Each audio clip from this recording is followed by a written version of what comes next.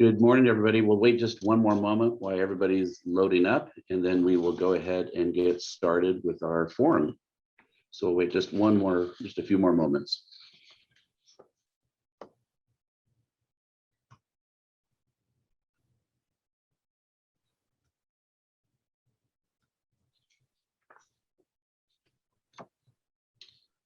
Okay, I think in the interest of schedule, we will go ahead and get started. So Genevieve, if you'd like to go ahead and remove that, we will go ahead and share our screen. And there's everybody. We've got a lot of folks here today. So good morning, everybody. So good morning, and thank you everyone for carving out some precious time in your calendars this morning. I'm Eric Schmidt, and I'm one of the assistant city managers with the city of Gresham, overseeing a focused service area of community development and livability. And on behalf of the mayor, the council president, councilors, our city manager, and lastly, our staff, who has put a lot of time in preparing and working on this forum today, it's my pleasure to welcome you to our Diversity and Housing Forum. The topic today, I guess before I get started, just want to mention a couple things in terms of the Zoom logistics. If you'd like to change the view to focus on the speaker, in the top right, you have a view toggle that you can change it to from gallery view to speaker view. So that's an individual setting that you can do. So feel free to do that as you see fit. Getting back to the program right now. So the topic of and purpose of today's program. So the City Council earlier this year in their 2021 Council Work Plan adopted one of 6 priorities around housing and houselessness. And this, as you can imagine, it's a pretty broad priority. It encompasses a lot of issues around the topic of housing and houselessness.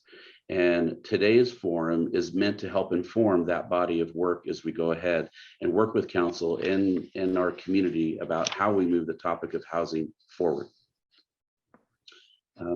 We think that our importance here about the conversation as a group, again, as we focus on the future, as we move forward, as we collaborate together, that's really what we're trying to do here, with an emphasis on diversity, equity, and inclusion and all the work that we do. It's very important to the City Council on all priorities, but specifically on housing needs. The city's vision is to provide a spectrum of housing opportunities for our community, including rental and home ownership. And the emphasis on this forum and the goals and objectives of council is to change the nature of the discussion from just affordable housing to more about housing affordability.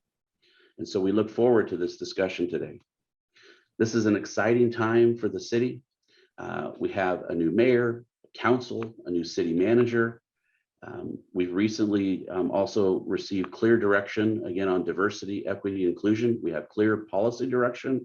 We look forward to now taking that work and implementing it throughout the organization in everything we do on policies and practices, and certainly, again, a key part of our efforts related to housing. We see today's discussion as a starting point, not a finish. We anticipate from this discussion this morning, there will be many follow-up opportunities to take a deeper dive on some of the topics and issues discussed today related to housing affordability. We're also hoping that today is an opportunity for each of you to get to know each other and get introduced, who's on the call, and use it as a means for networking and potential partnerships. We have a number of projects within the city that are either in early development or that we've spoken with about potential paths for development. And if the city can be helpful in making those connections happen, we're happy to do so. One example of that is one of the attendees today is Phil Diamond with Mosaic Investment Properties out of the Bay Area in California. And he has a partnership opportunity on a 90-unit mixed use 4/1 development project in downtown Gresham. If folks are interested, feel free to reach out to him directly through the participants and the chat, but also we're also happy to make that connection. I want to also acknowledge a few of our attendees today. starting with Mayor Stovall. So Mayor Stovall, really appreciate your time in being here today and your leadership for the city. Also with us are Councilors Piazza, Councilor Jones-Dixon, and Councilor DiNucci. So again, really appreciate their participation today and attendance. And also we have our city manager, Nina Vetter, with us as well. So thank you for being here as well. Also want to acknowledge that we have several planning commissioners with us today, as well as members of the neighborhood association. So again, thank you all for your attendance. For the agenda, again, we'll keep it brief. What we're focusing in on is we will first have Mayor Stovall with some opening comments. We'll then transition to a keynote speaker, Beth Goodman with Eco Northwest, to provide a keynote. We'll then transition to a panelist discussion, followed by several breakout rooms where we'll really explore a little bit about what the city can do in our sphere of influence on the topic of housing affordability. We'll have a closing and we'll set you loose for lunch. So again, thank you for being here. And I guess just a little bit of a housekeeping is as we go through today's agenda, just want to remind that our host will be keeping the mics muted. There will be, you may use the chat function at any time, but please also know that we've set aside some Q&A time following Beth's keynote, as well as following the panelist discussion. So without further ado, we'll kick things off. And what I'd like to do is turn it over to Mayor Stovall. So Mayor, thank you. Excellent. Thank you, Eric. Greatly appreciate your leadership and setting all of this up. I want to first take the opportunity to welcome everyone for coming to this event and taking the time out of your busy schedules to listen and conversate and have discussions around a critical component of our community. I first have to do a quick procedural process item, and that is since we'll have potentially the majority of the council in and out throughout this meeting this morning, we actually have to open up a public meeting, which is similar to our roundtable. So the counselors and myself will be here available and having conversations. And so we need to make sure that since it was noticed as a public meeting, to ensure that we abide by the public meeting rules. Since we'll have a majority of the council again attending throughout the day. So we'll now open it up as a public meeting. And again, I can't say it enough how I appreciate your attendance, and I'm sure the rest of the council does also, because this is such a critical component to our community. And as Eric has already mentioned, he mentioned the concept of affordable housing, and that seems to dominate many of the conversations and discussions we have. And it is critically important, but it's only one step of the ladder of prosperity and vibrancy for our community. I grew up in a red line community in Kansas City, Kansas, and I can tell you from an affordability standpoint, it's incredibly affordable. My dad bought the house for $5,000, and today it's worth $35,000. Yes, a whopping $35,000. He could probably sell it and buy a mid-level sedan. And so it's a complex challenge that we're faced with when we talk about housing affordability. I think that's where I'm confident that that's where we need to go, talking about housing affordability at each level of the vibrant community concept, affordable housing, ensuring we've got middle housing, which middle housing is such a critical piece of this, of the supply, the affordability, and it allows for that upward mobility and generational wealth creation. And that supply is critical for home ownership and the path to home ownership. As you can see this morning from this morning's conversation, we're looking to work with a number of stakeholders, community partners, community members, as we chart the best path forward. And it really is about conversations and discussions. And I always say, people prefer things to be done with them and not to them. And Eric Schmidt and his team and his leadership is really moving that concept forward. And as he's already referenced, the council is getting direction, and we will continue to help craft that direction and the intention with the work of all of our community members, our stakeholders, and folks that really are interested in working with us as we build the most vibrant community in the, I sometimes say in the nation. Lastly, I do want to highlight and touch on something that Mr. Schmidt has already touched on, and that's diversity, equity, inclusion conversation. The city has embarked on that work, and it has such a foundation in this conversation of housing affordability. As you've already heard me say in reference, it's such a critical component as we think about the path from poverty to prosperity and how we can assist there. And it's not just about the conventional things we've done historically, but about the creative and innovative things that we can do as community to truly support everything that we need to do to have this vibrant community that we continue to talk about. Again, I want to thank everybody for coming. I greatly appreciate your greatly appreciate your participation and anticipate a great conversation this morning. Look forward to the panelists, look forward to the conversation and discussion. And again, I look forward to leaning into one of the most challenging areas of homelessness, houselessness, unsheltered, onto the poverty to prosperity journey and adventure for our community members. So again, thank you for coming. We look forward to this conversation. Thank you, Mayor. Thank you very much. I appreciate your message and for being here today. Also, as always, appreciate your support and guidance, not only by you, but also the council surrounding the topic of housing in Gresham. Next on our agenda is our keynote. We will be, again, mention that we will be opening it up to Q&A after the presentation, and ask that you please hold your questions during that time. And then we'll have the option to chat verbally and ask your question. We will have some staff tracking any chat questions that come in. We'll queue them up, and then we, on the other side of the presentation, we will get to those questions and also allow some time for kind of live Q&A as well. So Beth is, again, I want to welcome Beth Goodman. Beth is a project director and senior planner at Eco Northwest with a professional focus on long-range growth management, land use planning, and policy analysis. Beth specializes in housing and economic development planning and policy analysis for cities in Oregon and across the Pacific Northwest. She analyzes long-range housing needs in the context of demographic changes and affordable housing needs, including developing housing policies to respond to housing deficits.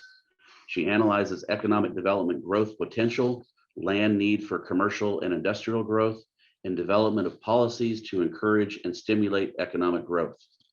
Beth worked with the City of Gresham in 2020 and 2021 to develop the Gresham Housing Capacity Analysis, and continues to provide expertise and insight towards Gresham's housing policy work. So please join me in welcoming Beth Goodman. Yay. Okay. Thank you so much for having me here, Mr. Schmidt, as well as Mr. Mayor and everyone else. I'm so pleased to be here to talk to you about what's going on in Gresham and what could go on in Gresham in the future. I'm going to share my screen here. So we'll talk about a lot of information about diversity of housing currently in Gresham and what is possible in the future. We'll talk about the role of Gresham, Gresham's role in housing development, Gresham's housing need relative to the Portland region, challenges that are specific to Gresham for housing need now and in the future, and some potential actions that Gresham could take to address unmet housing need. What we're talking about here is essentially setting up Gresham for the next set of conversations that the city is expecting to have around housing production strategies. So what is it the city can do to support development of housing that is affordable to all as the city goes forward? So starting with a little bit of information about housing market dynamics in the Portland region. I don't think any of this is going to necessarily be a surprise to any of you. But when we look at the affordability of new housing, needs to be affordable to all households. The housing market, especially for ownership product, it's generally affordable when you talk about median family income at about 120 to 140% of median family income in the Portland region. And we'll talk specifics of what those numbers mean in a few minutes. So the new market generally builds higher end housing. In Gresham, that's housing with an average value of $400,000 or more. Then you've got your existing stock of housing that's affordable to moderate income households, such as housing that has rents between $1,400 and $2,300. And then you've got your housing stock that's affordable to low-income households. This is generally housing that is income restricted housing, generally built with a great deal, if not entirely with public subsidy. In a housing market that is working well, which I'm not at all sure the Portland region's market is currently working well, over time you have depreciation of housing. So housing filters from being newly built and more expensive to being more affordable over the decades. You also have the opposite response of gentrification and neighborhood change, where you have things like urban renewal type investments. There's some particular issues that you have to worry about around there, around displacement. What's really going on in the housing market in Portland is that people are being pushed out to the edges. People who can afford less to pay less for housing are being pushed out to the edges. So adding new housing anywhere in the region is a good idea. I'd underline the fact that Gresham's not in competition with other cities in the region for addition of housing. More housing anywhere is a good idea. Some of the things we'll discuss today a little bit, and I think that Gresham will be discussing more in the future, is things like jobs, housing balance, quality of life, as well as place building. So building on the foundation that Gresham has set. Gresham has a very solid foundation to build on from where we are. Another large look at the market is that the market is building high-end housing. So when we look at housing that's being developed in the Portland region, on average, you see 2-bedroom housing that's developed that's affordable up around nearly $2,500. And then 1-bedroom that's affordable at about $1,800 a month. And these are, above average incomes. Of course, not everybody and not a lot of people have above average incomes. And then you see as we go down, what's affordable at 100% of median family income in the Portland region is about $1,600 a month for a 1-bedroom unit. And then you get down here to the lower affordable units. Rents in Gresham have typically not been high enough to support this new market rate construction. And we'll talk about that a little bit more as we go on. But what we see is that may be changing with developments like the development of Alta Civic Station, where rents are a little bit higher. So essentially what we're talking about is in Gresham, you've been able to build multi-story wood frame construction that are walk-ups. Can you get to wood frame construction that are that have elevators? And then can you get to podium construction, which I believe Mr. Schmidt had mentioned some was going on in Gresham. And that's really a tipping point to being able to get some of the mixed use type developments that are, I think, desirable, as well as the more affordable developments. Sales prices in Gresham are among the lowest in the region. So we've mostly looked at comparable cities in terms of size, but also cities on the east side of the region. So what we see is that Gresham has an average sales price of about $400,000. That's considerably below Happy Valley's average sales price of about $580,000. And sales prices in Gresham, just like in the rest of the region, increased by a lot since 2015, decreasing affordability of housing for homeownership.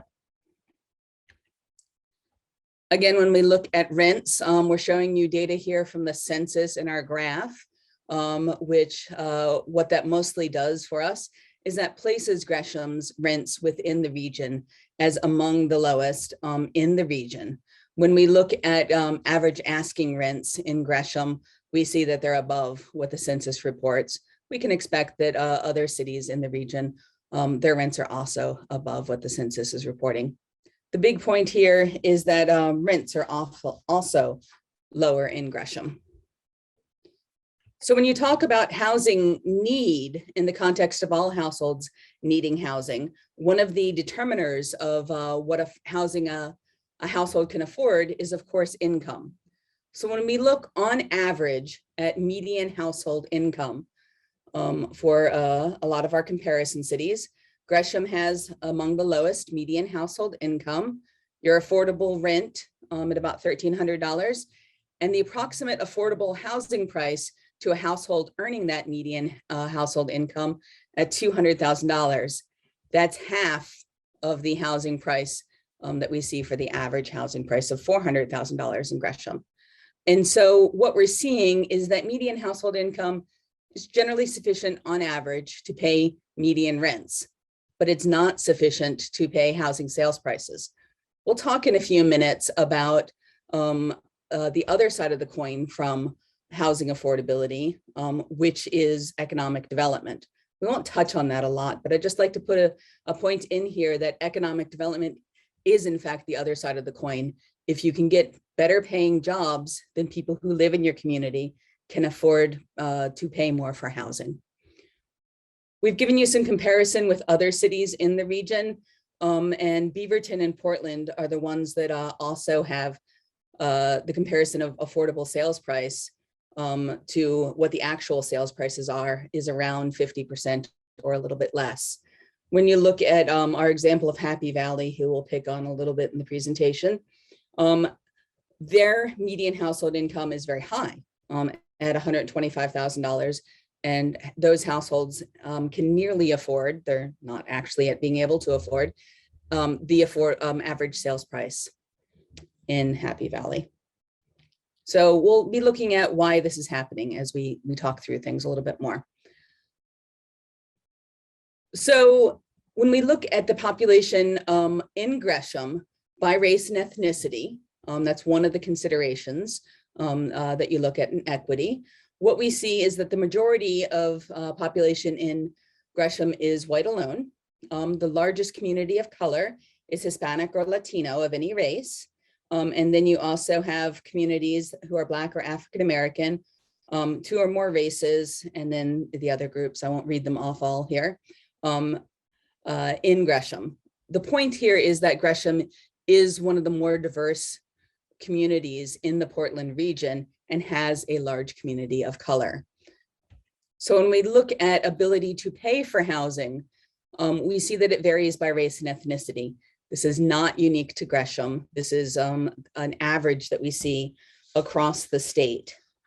And so Black and African American households, American Indian, Alaska Native alone, and Hispanic or Latino, these households all have median household income that's considerably below the average for Gresham.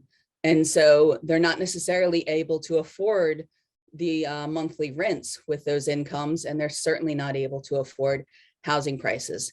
This has implications for equity as the city is developing its housing policies. And it's something I think the city needs to keep in mind as we have these conversations. Of course, they're not the only groups with a need for equity considerations. So people with disabilities and people who are seniors over 65 typically also have unmet housing needs because they have lower incomes on average and are able to afford less housing.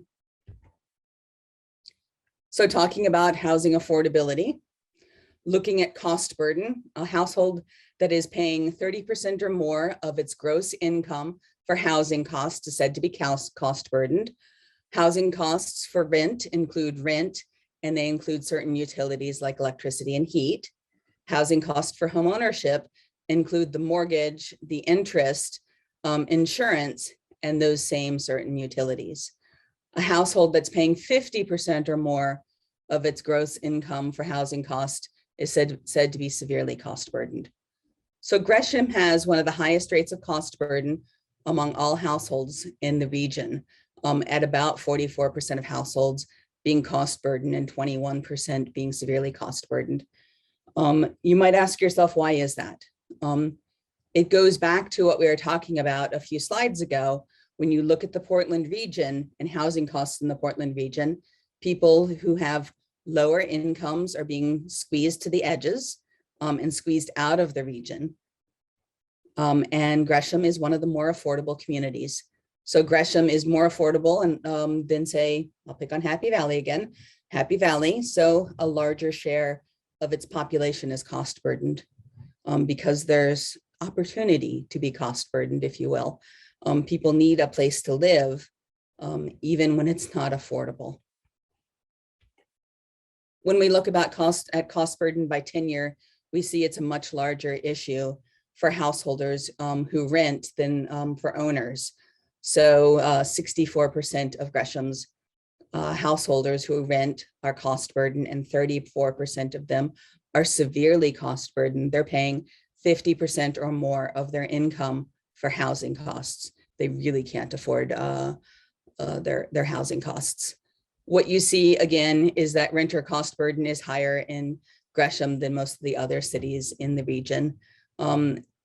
These levels of cost burden among renters are fairly common across Oregon. That's not to say they're okay.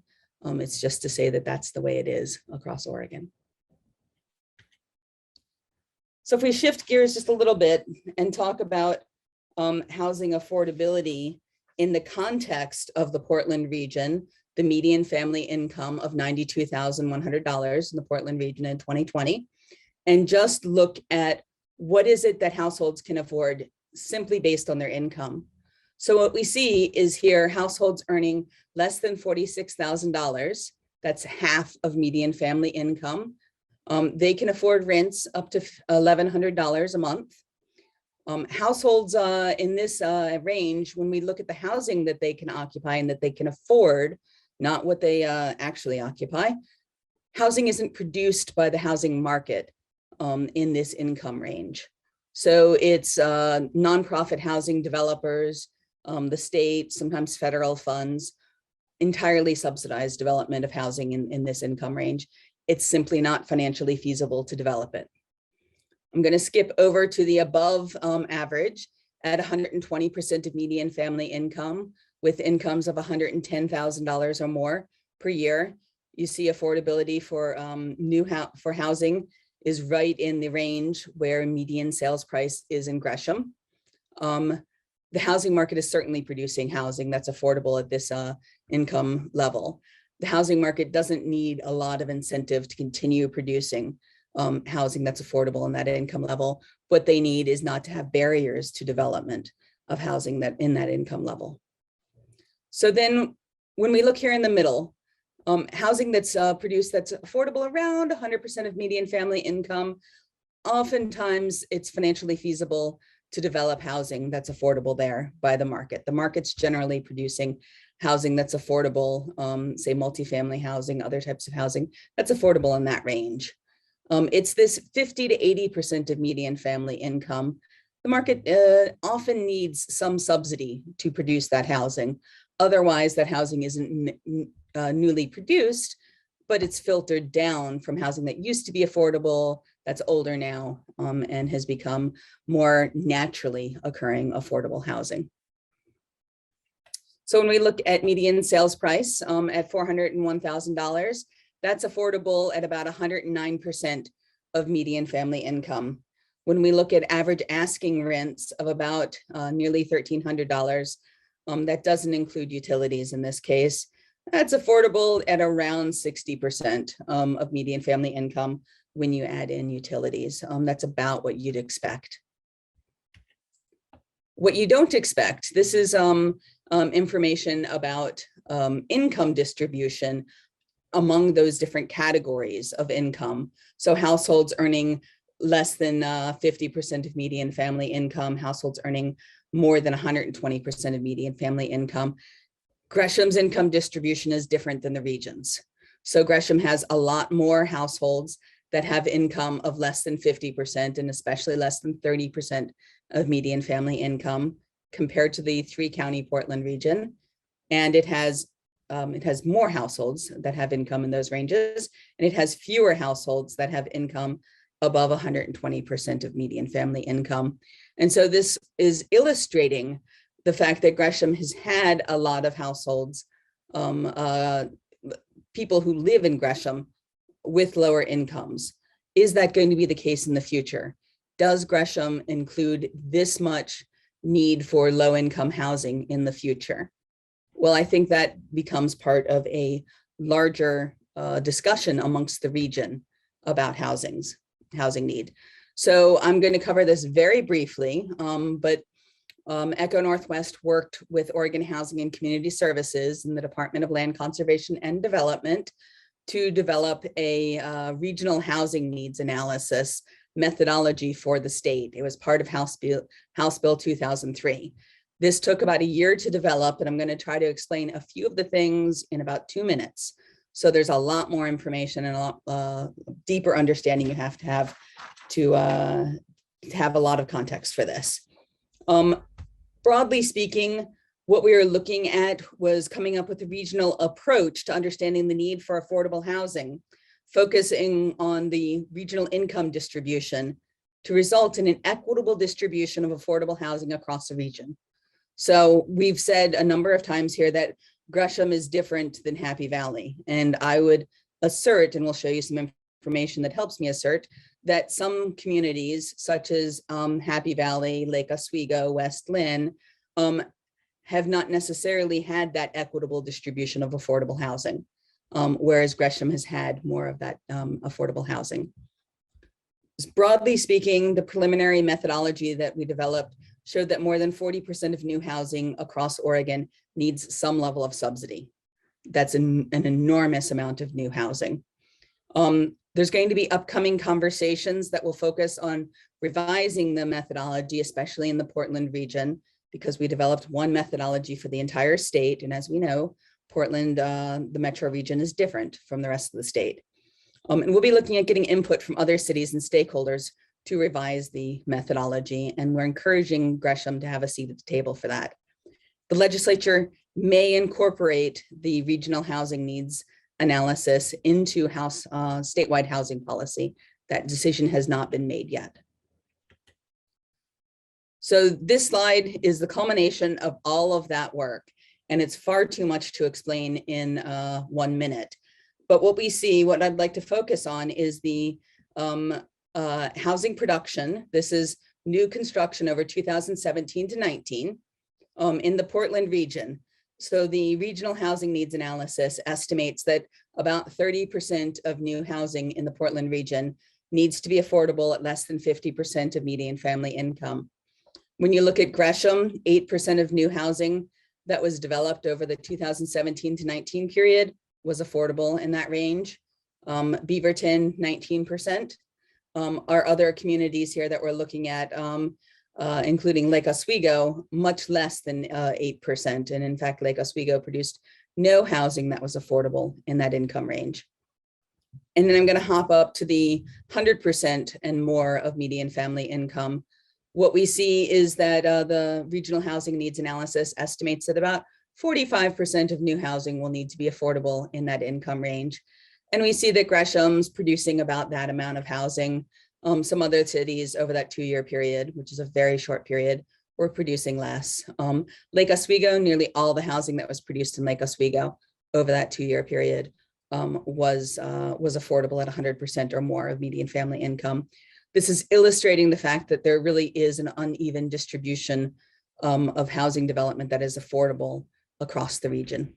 I'm going to shift gears here and talk about what is it that Gresham can do to support development of more diverse housing. So the first thing I'd like to hit on is Gresham's role in housing development. So you need things like land, public policy, market feasibility, and capital. When all of these intersect, that's the point in which you can have development occur. Gresham can obviously influence, and it sets a lot of public policy. Gresham can influence the land that is within Gresham's city limits and developable area. And of course, Gresham has a big role to play in making sure that there's infrastructure that is available to support development of affordable housing. Gresham may have limited influence on things like market feasibility. So there has to be sufficient demand, in other words, rents and sales prices, to support a profitable project. Gresham can do things that lower the development cost or operational costs, which we'll talk about in a few minutes, to support market feasibility, so make it more feasible.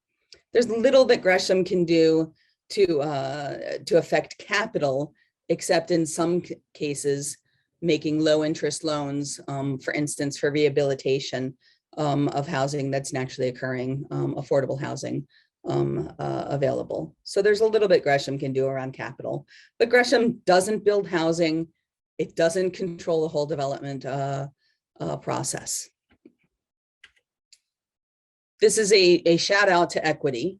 And I'm making this shout out very briefly, but in Gresham's next steps, considering the equity implications of the proposed policies is going to be critical and is going to require building off Gresham's DEI policies that exist. It's great that they already exist and that there's the beginnings of a lens to be able to look through for evaluation of the policies in a context of equity.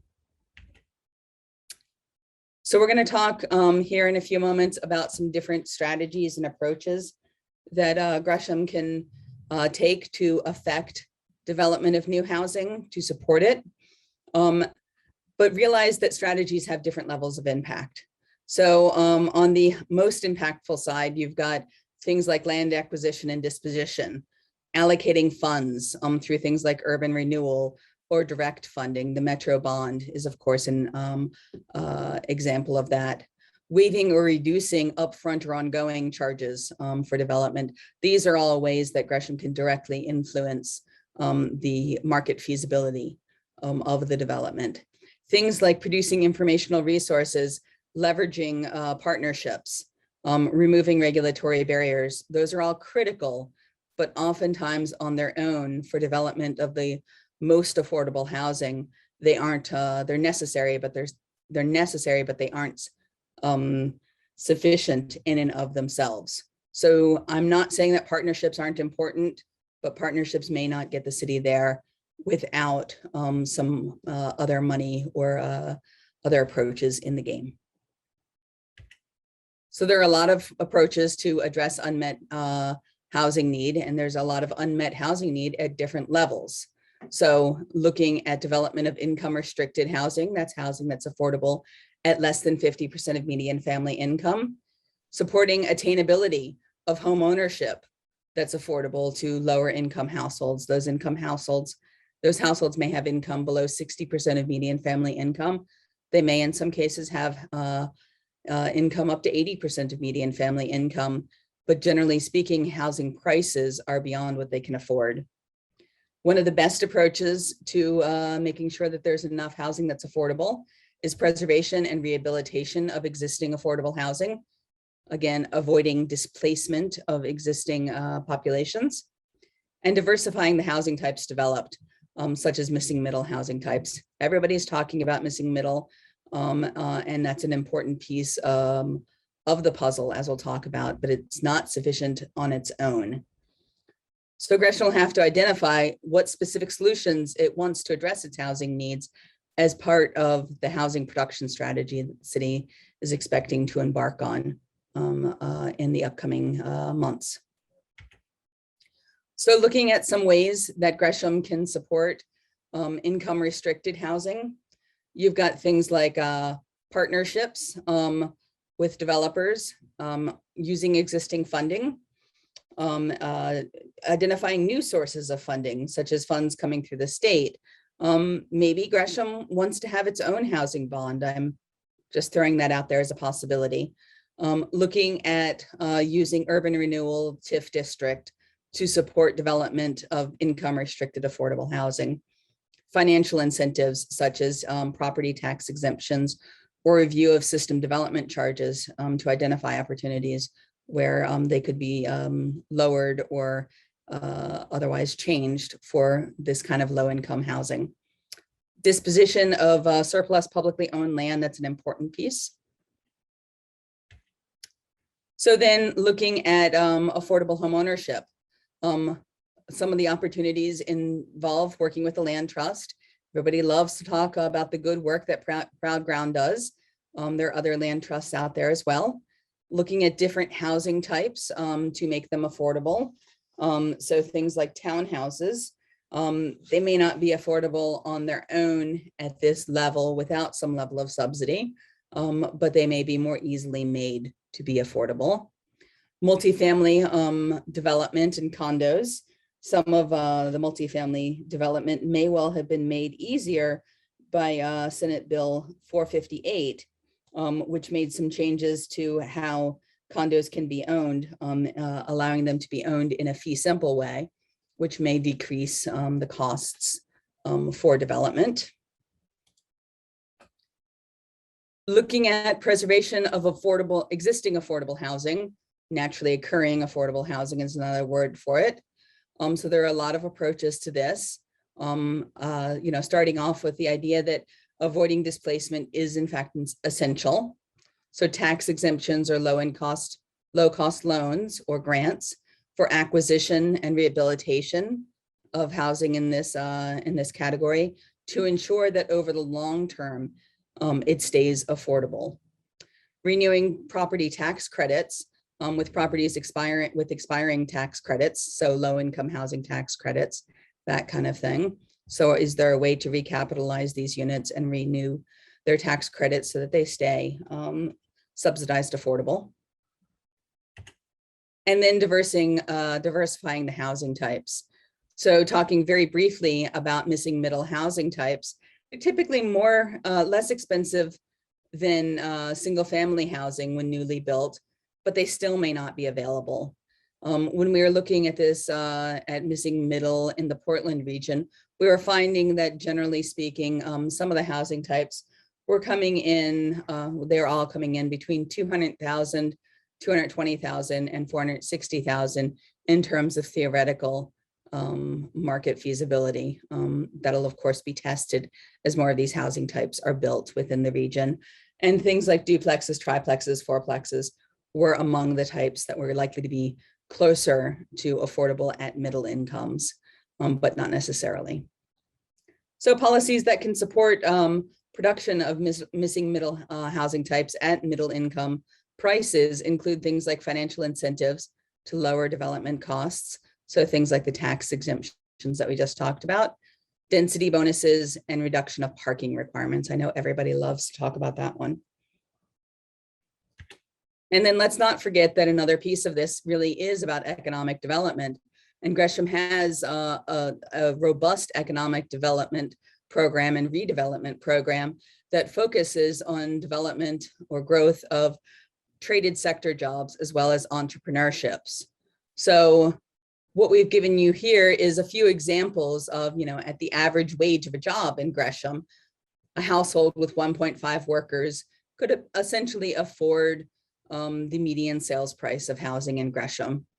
When you look at the average wage for retail, a household of 1.5 people making that wage, they could afford half of the cost of an average unit in Gresham.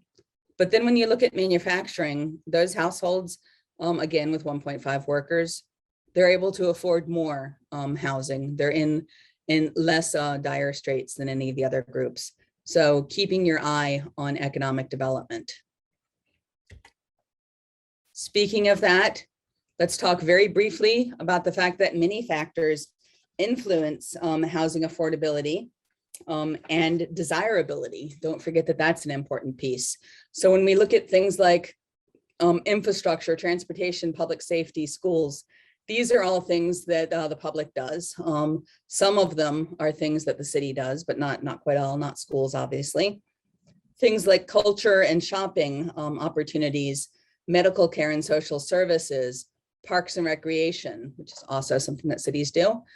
These are as much as anything locational, and they're about your neighborhoods. And then you've got environmental quality and climate change, a little locational, but also broad, and then jobs and economic development. So keeping all of these in mind and looking at what Gresham's already doing with its 3 hubs, 1 Gresham policy. I won't go into that, but Gresham has policies that they're implementing that are really looking at this holistically. So again, we covered these topics, and I want to stop talking and leave you the opportunity to ask questions.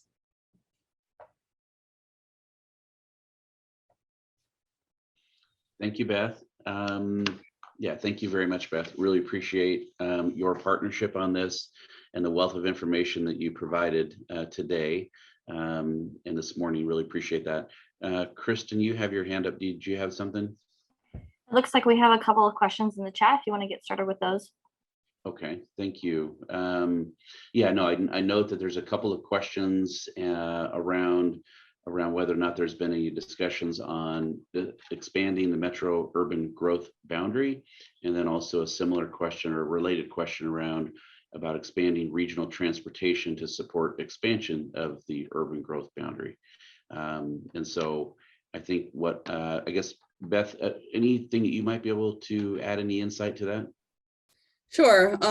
We completed Gresham's housing capacity analysis, and what we found is that land in Gresham specifically is sufficient to accommodate expected growth over the next 20 years. So Gresham itself has enough land. What Gresham doesn't necessarily have enough of is enough infrastructure to support development of housing and all of that land in places like Pleasant Valley and Springwater. In some areas, Gresham is obviously in the process of implementing plans for that infrastructure. Looking more broadly across the Portland Metro urban growth boundary, that's a process that Metro will be tackling to decide whether there is need to expand the Metro urban growth boundary. I will add one thing, that even when expansion happens, it typically takes 7 to 10 years for the new land, the land that's newly brought into the urban growth boundary, to go from vacant land to development ready, much less actually being developed. So it takes a long time. That's not a quick solution. Thank you, Beth. Appreciate that. At this point, again, Beth, I want to thank you for the information. We want to open it up for any additional questions to Beth about the information that she presented this morning. And I think if you have a question, I believe you can kind of raise your hand, and then we'll figure out how to unmic you. Let's see here. I'm just looking around. Let me experiment a little bit. So, Sue, do you have a question? Sue O'Halloran? I'm just curious if you could you do me a favor? Could you try and raise your hand when you hit? Do you have the ability to raise your hand? I just want to make sure. Okay. Well, okay. Okay. Thank you. Any questions? Bill Hart, William Hart, thank you. Genevieve, please. Yeah, thank you. Yes, hi. Yes, great presentation, Beth.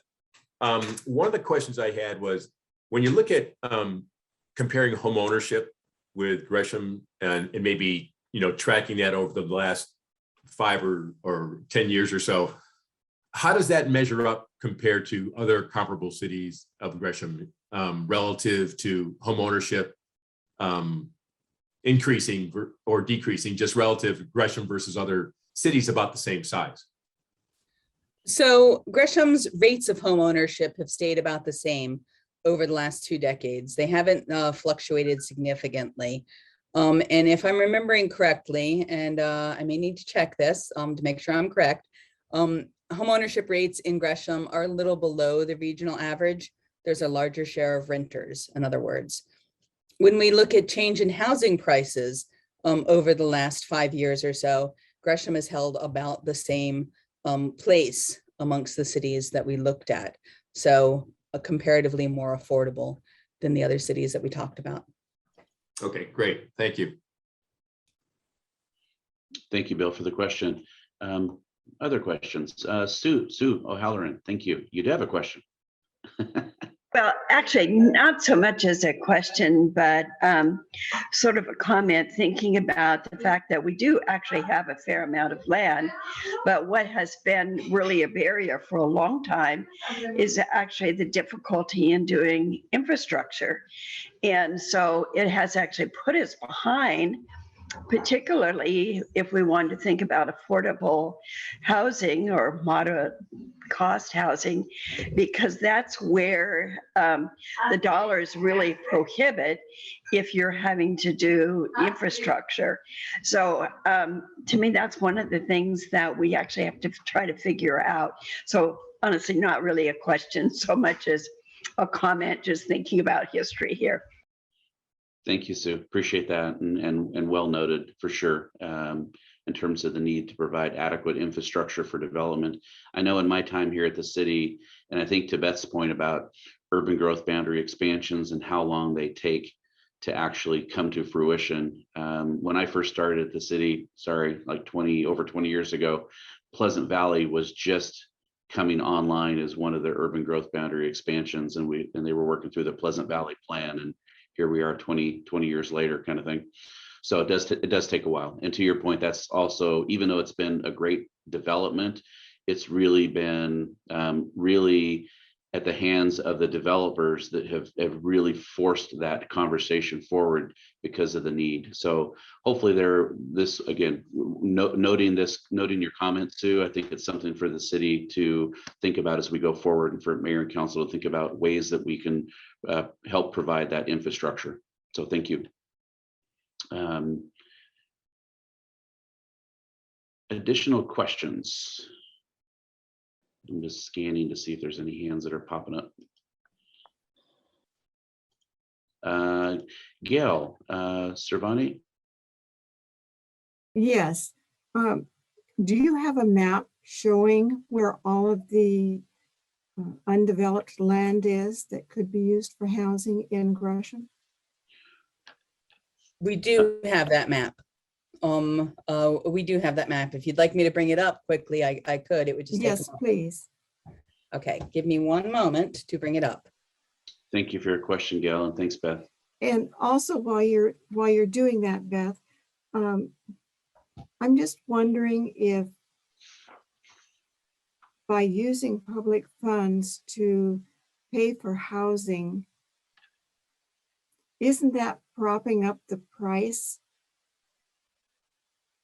of the rental units and the housing units? I'm not sure what you mean by propping up the price. I apologize. Keeping the prices high. No, I think generally speaking, when you put public money into a development, you do so with the idea that you also negotiate lower costs for that housing. Pardon me, I'm just working at sharing my screen. So you want to make sure that if you're putting public funds in, that what you're getting out is housing that's comparatively affordable. So. Okay. Thanks, Beth. Go ahead. There you go. Here is the map. It is, of course, Gresham's a big place and it's a little bit funny shaped, so it's a little bit hard to see all of the vacant buildable land. But you've got a concentration obviously down here in Pleasant Valley, Springwater. And then you've got a lot of land in other places. While some of these pieces of land look very small, in reality, if you looked at the map in a more blown up, they're larger. The thing to realize is that we don't have land that is potentially redevelopable shown on this map. So redevelopment opportunities are in addition to this. Okay, so this is, okay, to your point, vacant land, and unconstrained vacant or partially vacant land. Yes, it is. It is land that doesn't have things like steep slopes, wetlands, riparian corridors, floodplain. Those are taken out of the inventory of land and not considered buildable. And Beth, are these properties necessarily in the city's control, or this is all private sites? Oh, this is all land. It could be owned by the city, but most of this hardly any of this is likely owned by the city. So this is land that's predominantly privately owned. It doesn't account for, does a landowner want to develop? Because that's not what Oregon's system asks for.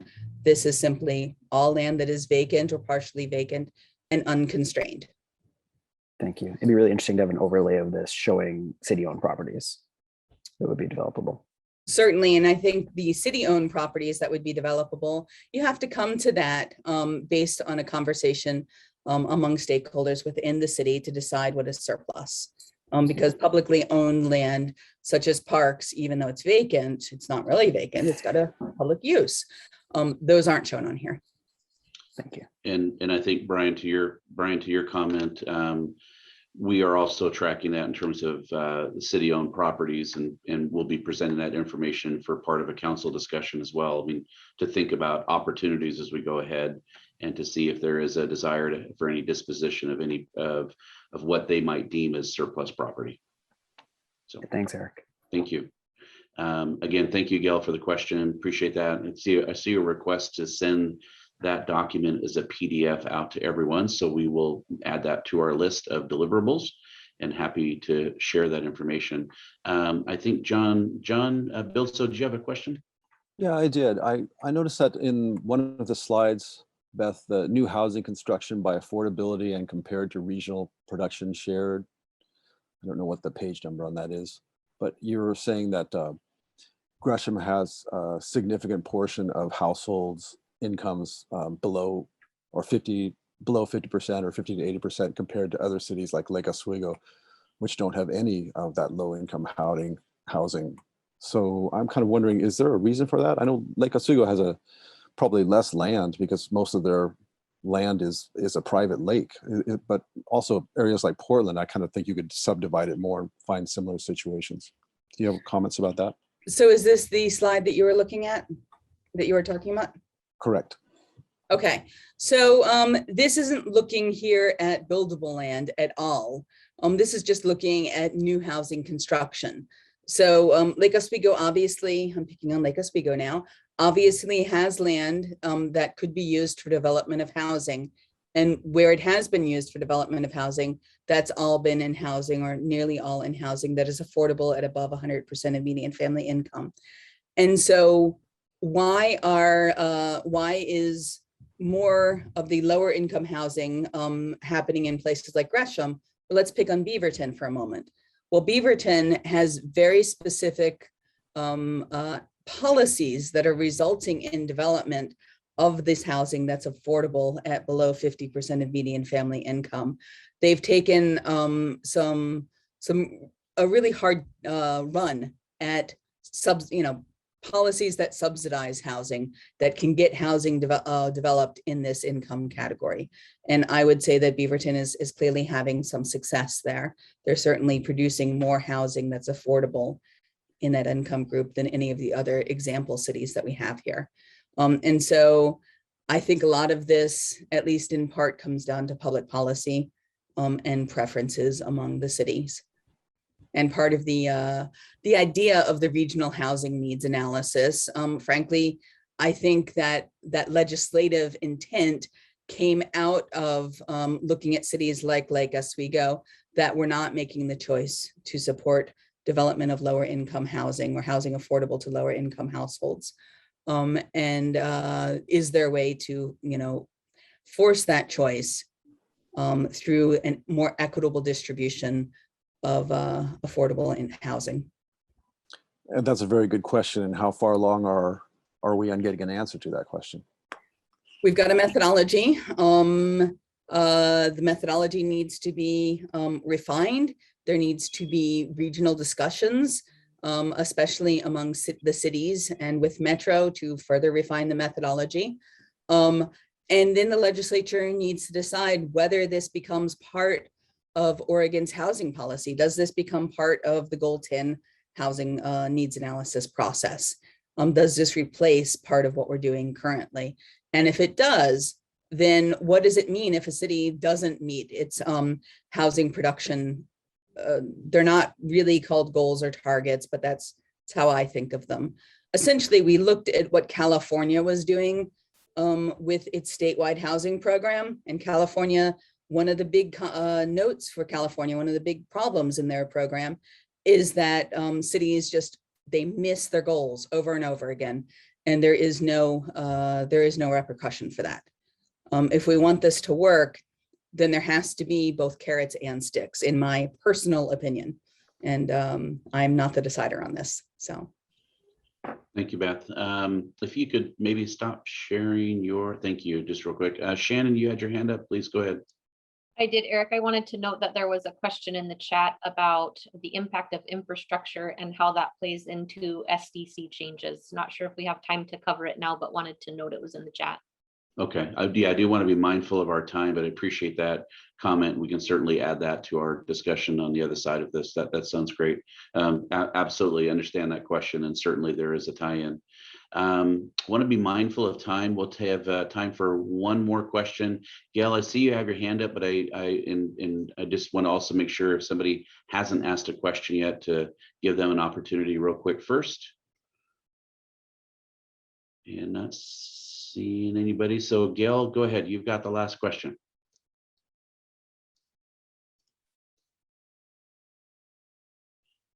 Let's see, Gail, can you, let's see, you're able to unmute, I think. Okay, I want to also give other people time to talk, but my question is this. When it is determined Gresham has enough land for housing, is that based on middle housing, fourplexes and cottage homes on 7,000 LDRs, or more livability of single homes? I think you're asking a question of what density assumptions did we make? Did we assume that all new or a lot of new housing would be missing middle housing types or not? And the answer is that we looked at the historical development density. And generally speaking, we worked with historical development densities. So what you had in development since, I think it was 2000, it might have been 2010, but over at least the last decade, the densities that we had there, especially in places where there was enough development to actually make that assessment, we worked with that. And so the lead on to the other part of the question that's not quite asked is, are we assuming that missing middle housing types fundamentally changes development in Gresham? And I would say that no, we're assuming that it changes development in Gresham some, that there'll be a larger percentage of new housing that's built that is missing middle. And what we think is that most of that new housing is going to go in areas that are undeveloped. You might have some infill in existing neighborhoods. That's likely to happen slowly in most neighborhoods. So most new housing will be, it'll be a mix of similar to the types of housing you've gotten over the last 10 years, and then some more missing middle housing. Will it, Thank, will it be a lot of apartment dwellings over the last 10 years or so, maybe more, when you get older, time kind of, we had a great amount of apartment buildings created. So that's what I'm wondering, when you say over a certain period of time that you looked at that type of housing that was developed. I'm just wondering what the ratio is going to be of single housing to apartment dwellings, et cetera. So the ratio that we're planning for, which of course is maybe different than the ratio that actually occurs, is shown on this slide. So that's about a third of new housing would be multifamily with 5 or more units. 45% would be single family detached, and the rest would be in here between townhouses and duplexes and triplexes and quads. So that's what we're planning for. Of course, what actually happens may be different than that. thank you. Thank you, Gail, for the question. Thank you, Beth, again. Want to be mindful of time, and Beth, thank you again for the keynote presentation this morning. Everybody, what we'll do now is we will take, let's do, I'll do a 5-minute break. We'll start at 10:10 with the panelist discussion. So if you have just a moment to take a quick break, stretch your legs, and we'll see you here in 5 minutes at 10:10. Thank you. All right, we're coming back to life. The video screens are coming back on. Nice to see everybody again. Hopefully you stretched your legs just for a moment, and a few more seconds here, then we'll go ahead and dive back in. Certainly want to make sure the panelists are here. So we got Mark and Steve and Ernesto. Let's see. Taylor.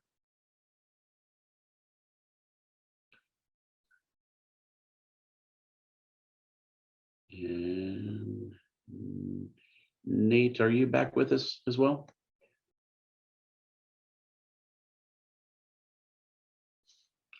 Thank you, sir.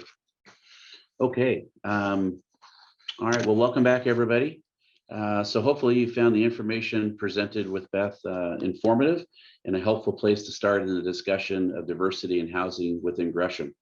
To continue on the topic, we've assembled a diverse panel today to provide you with several perspectives related to market conditions, development, and equity, all which play vital roles in developing successful approaches to the housing conversation and the city efforts as we move forward. With that, I'd like to take a moment and introduce our panelists, and I'd ask the panelists to just please raise your hand when mentioned, and then we will get started from there. So first up, we have Taylor Kaplan, who's a partner with Gibbons Kaplan Development. Taylor manages due diligence, design, and construction for Gibbons Kaplan Development projects. They have developed 3 multifamily projects in Gresham and are in the design process for 2 new mixed-use projects in downtown Gresham. Prior to Gibbons Kaplan Development, Taylor directed due diligence, underwriting, and construction at Williams, Dame and Associates. She worked in city planning, architecture, and at Holland Partners Group in Los Angeles. She is a Portland native and holds a master's degree in landscape architecture and regional planning from the University of Pennsylvania. So Taylor, thank you for being here. We also have Nate McCoy. Nate McCoy is the executive director and spokesperson for the National Association of Minority Contractors, or NAMAC to be short. NAMAC Oregon is a local affiliate of the National Association of Minority Contractors, a trade association founded in 1969 to address the needs of minority and women-owned businesses through advocacy, outreach, and business development. Prior to joining NAMAC Oregon, Nate spent 7 years as a senior construction coordinator for both the Portland Housing Bureau and Prosper Portland, leading the Housing Bureau's minority, women, and emerging small business efforts. Nate also serves on the board of the Architectural Foundation of Oregon and is the chair of the Portland Housing Advisory Commission. So welcome, Nate. We also have Mark Long.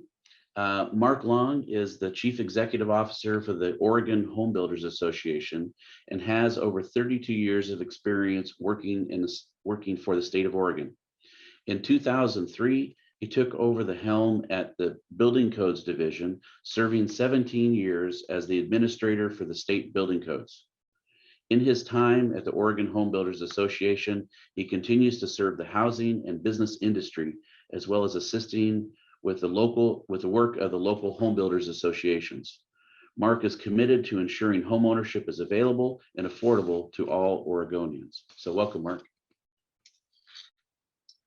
We also have Ernesto Fonseca, who is the Chief Executive Officer for Hacienda CDC. Ernesto joined Hacienda CDC as the CEO in April of 2017, bringing his passion for community development and a belief in the power of connecting families to opportunity. Ernesto believes it's Hacienda's job to help all families access the critical ingredients they need to achieve their goals: a stable, affordable home, a healthy family life that allows youth to learn and grow, opportunities for economic success, and access to affordable healthcare and healthy neighborhoods. He believes in the power of social enterprise to bring increased investment into breaking the cycle of poverty. Ernesto holds a PhD from Arizona State University in environmental design and planning. So welcome, Ernesto. And lastly, we have Steve Mezzanetti, who is the president and CEO of Habitat for Humanity Portland region. Steve has been with Habitat for Humanity for 27 years. Since taking the helm at Habitat Portland region 16 years ago as president and CEO, the organization has tripled the number of people served annually and currently has plans to triple this number again over the next 3 years. Under Steve's leadership, Habitat has been recognized as the Green Home Builder of the Year by Earth Advantage, one of Portland Business Journal's most admired nonprofits, and received the Rotary Oregon Ethics in Business Award. Steve is an active member of numerous local housing committees and the Habitat for Humanity International New Market Tax Credit Advisory Board. That's a mouthful. But so welcome, Steve. Thank you for being here. All right. So again, as we head into the panelist discussion, we have a few questions that we'll just start off with. And I think first question is this: as we discuss development, we typically think of the physical space, the housing type. But as an opening, I'd like to give each of you a couple of minutes to provide your thoughts from your perspective on how development also supports the people side in ensuring that the community members can not only have a habitable place to live, but also a place where they can thrive economically and socially and maintain a preferred quality of life for themselves and their family. So if I could, I guess I'll just open it up. Is there anybody that would like to go first on the panelists to comment on that? Or I can also pick names. All right, well, let me go ahead and just start. So Steve, would you mind go ahead and starting off that one? Sure can. Thank you, Eric, and thank you all. This is a great opportunity. Glad to be here, and I'm thrilled that Gresham is having these housing discussions and DEI discussions. I guess one thing I'd say after about 20 years of being a nonprofit developer in the region for predominantly for sale housing, that's predominantly for households of color, average income serving of around $40,000 a year. I think the best thing that we can do to help people thrive is to provide choice. Choice of where people live. For some that might be on the max line, for others that might be in a neighborhood where their community lives or near work or school, and choice of what to live in, whether that's a small condo or a large townhome or a single family home further out of the city, or even choice to who to live with. I've found that people are much better at choosing what's best for them and their families than us practitioners, developers, and planners. Thank you, Steve. Let's see, Mark Long, please. Yeah.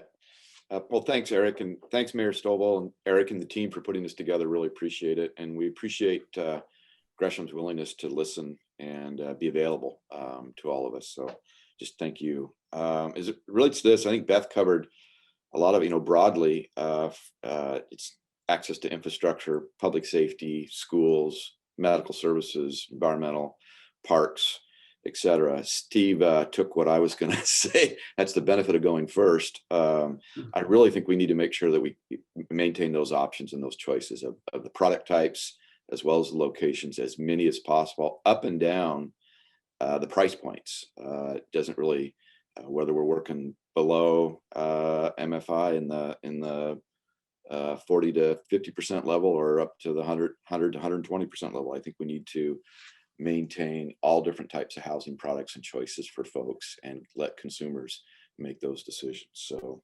I guess the last thing, I think we all know that home ownership is just a great way to develop wealth, a nest egg, help generations, help folks. And we certainly want to make sure that ownership is part of the mix going forward. Thank you, Mark.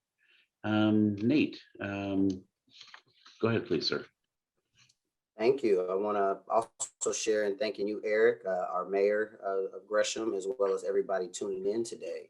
And just to echo the two comments before, and as a native Portlander, growing up in affordable housing pretty much my whole life before I actually got a job to afford the choices that both Steve and Mark are talking about, all stemmed from a job and a real job. And I really appreciate this first question, because what's really plaguing our communities, not only in Portland, Gresham, and across the nation, is that we're not really connecting housing and choice to opportunity. And so when I say opportunity, Gresham has a lot of workforce development coming. But what we tend to do, and this question poses it very well, is we lean into place before we really lean into people. And so I think why I'm here and many others are here is to really make sure that we're assessing what the people of Gresham need, in particular our communities of color, and how do we link housing and job opportunity within a, let's call it a 10-mile radius of where they live. and how are we connecting those kind of core growing markets in a way where people can actually live and thrive in the communities that they choose to live in. So we really need to make sure that as we come up with comprehensive plans, it's centering the people we want to serve best and making it through sustainability really sustain. And I would ask one question, and this is just more for everybody in the audience. As you see these renewal efforts and these revitalization efforts happen, we've got to really understand the theme of green gentrification. And if folks don't know that term, please look it up. There's many books that talk about it. And as we talk about green gentrification, it always stems from infrastructure. It always stems from climate action and resiliency. But what it always leaves out on the 3 pillars of sustainability is that economic and social impact. So, you don't have to look much further than the Northeast Portland community along Williams and Vancouver Avenue to see that this has become more of a white community than it has been historically a Black community. And so I just hope that we don't continue to displace people from Portland to Gresham and maybe out to Sandy and even further. And so now is the time to act to make sure that we really are centering the people we want to serve and keep them stable in their own community. So I'll leave it there, but more I could unpackage, but appreciate the efforts today. Thank you, Nate. Taylor, please go ahead. Thank you. Thank you everyone from Gresham who made this possible. It's great to see everyone. We've been developing in Gresham for about 4 years, and we've been focusing on market rate housing that serves workforce population. So this question for me is twofold. I mean, the first, Steve and Mark, I agree, you have to give people choices in both location and types of housing that's available. For me, really focusing on areas that can provide accessibility to transportation and affordable commercial, making that equitable for people of all mobility and age and income. The second piece, which I feel like the developer and the city have a lot of control on, is designing spaces that increase social interactions, especially spontaneous ones. Because that, it actually improves people's health, but makes them feel part of the community and a sense of ownership, even if, it's a rental property. So, it can be large and small decisions, but ones, we make all the time are extra large, pausing places at landings and elevators, seating in courtyards near children play areas, gardening opportunities. So really looking at these housings as homes for people. And, we specifically like Gresham and like working in Gresham because we get to have these conversations and design the projects with the city. So, as much as Gresham can maintain their ability to work with designers on the architects and developers on the designing of the project, I think it makes the development projects really beneficial to the community. So kudos to Gresham and continue to do it, as more development comes in, maintain those communication lines with developers so we can design these quality projects. Thank you, Taylor, appreciate that. And Ernesto. Thank you, everybody. Mayor Stovall, members of the council, Eric, thank you so much, everybody, for having us today. The question that you posted, Eric, I think it's a really interesting question because that is the ingredients to that question are the very definition of community development. Frequently we are asked, what does a community developer does? And, the answer is really diverse. Some of us do portions of community development, some others, bring a little bit more ingredients to our approach to what community development needs to be. The reality is that none of us does it all.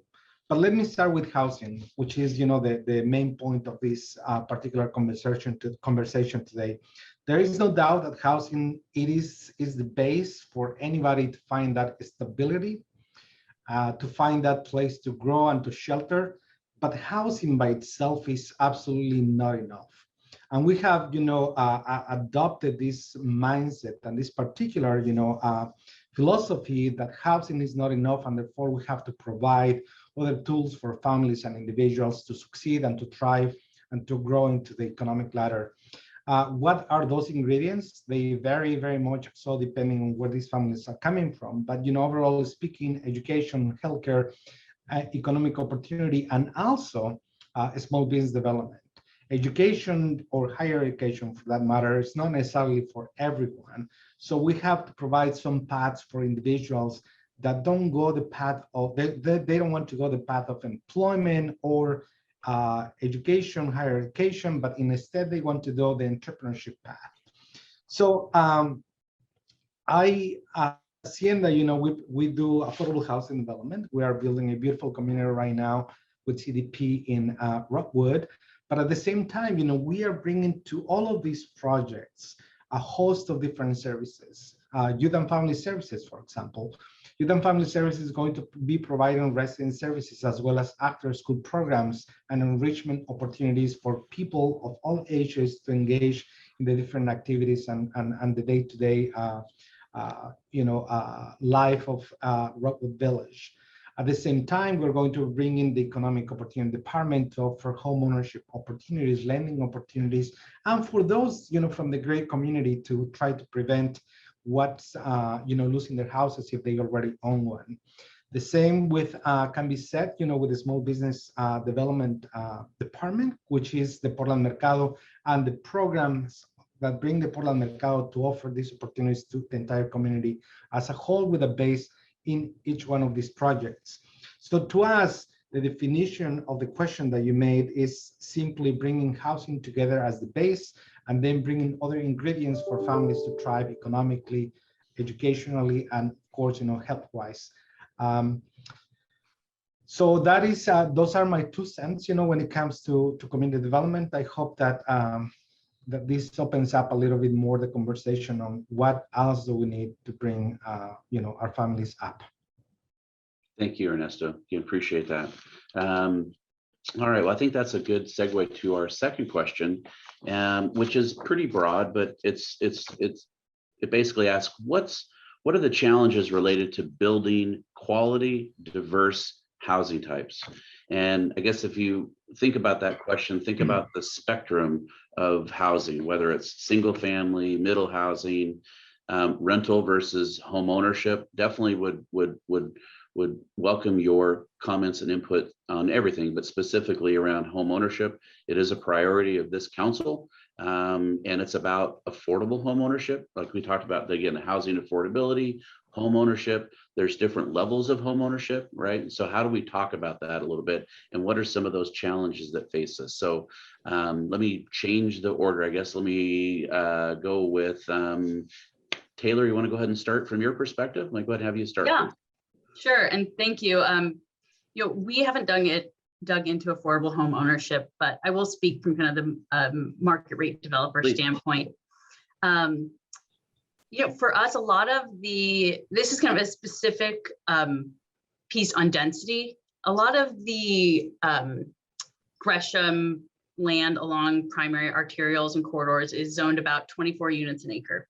And this allows for a really generous outdoor space, parking. But what we find with designing these spaces is they could be up to more like 40 units an acre and still have a generous amount of parking and outdoor space. And we've had these conversations with the city before, and the way rezoning, the challenges of rezoning is developers really, it's hard to take that on. It takes a lot of time. There's a lot of uncertainty, a lot of costs that you have to put forward before you have indication if that rezoning will work. And on top of that, there really isn't quite a zone that is between that suburban 24 unit and more like the dense downtown core zone. There isn't really that in between. So that's what, if we could have our wish of all wishes, we would love that kind of in between zoning in Gresham that allows us to provide a little bit more dense suburban housing, but still provide, that parking and outdoor space.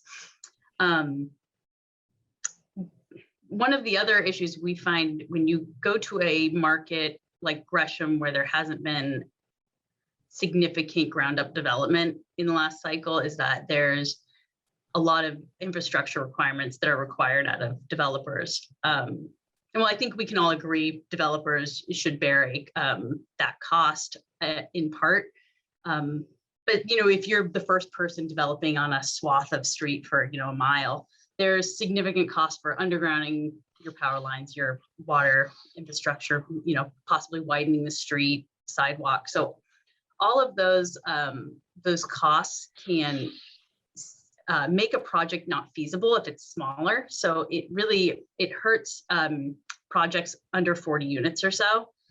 Because they can't really bear that extra cost. If you get larger and you have land to do those larger projects, you can absorb it. But I think what we're seeing in the land inventory that Beth was showing, a lot of these it's a mosaic of smaller land. So trying to figure out how do you scale infrastructure requirements for these smaller projects to make them more feasible. Thank you, Taylor. Appreciate it. Yeah, thank you. All right, Ernesto. Yeah, thank you, Eric. Again, thank you, Taylor, for your words. I would like to speak a little bit to what I see as the biggest challenge to build affordable housing of any kind, or housing for that matter, that needs some additional support than your actual incomes. And to me, the greatest obstacle that we have is our financing system that we are currently using. It was designed in 1986, at least for affordable housing rentals. FHA, continues to provide some lending as well as securing some loans, across the board. And public housing, obviously, is disappearing by doing other kinds of projects with the U.S. Department of Housing. So going back to the financing system, it's a pretty old system that relies on tax credits for the rich or for the syndicators, where people invest and they collect all of these tax credits and they sell them, market them. Each one of these credits are dedicated or assigned to estates and housing departments and so on and so forth. I don't want to get too much in the technicalities of the affordable housing tax credits. However, that system doesn't enable anyone to own their property. So they are basically subsidizing affordable housing rentals that are really expensive to build.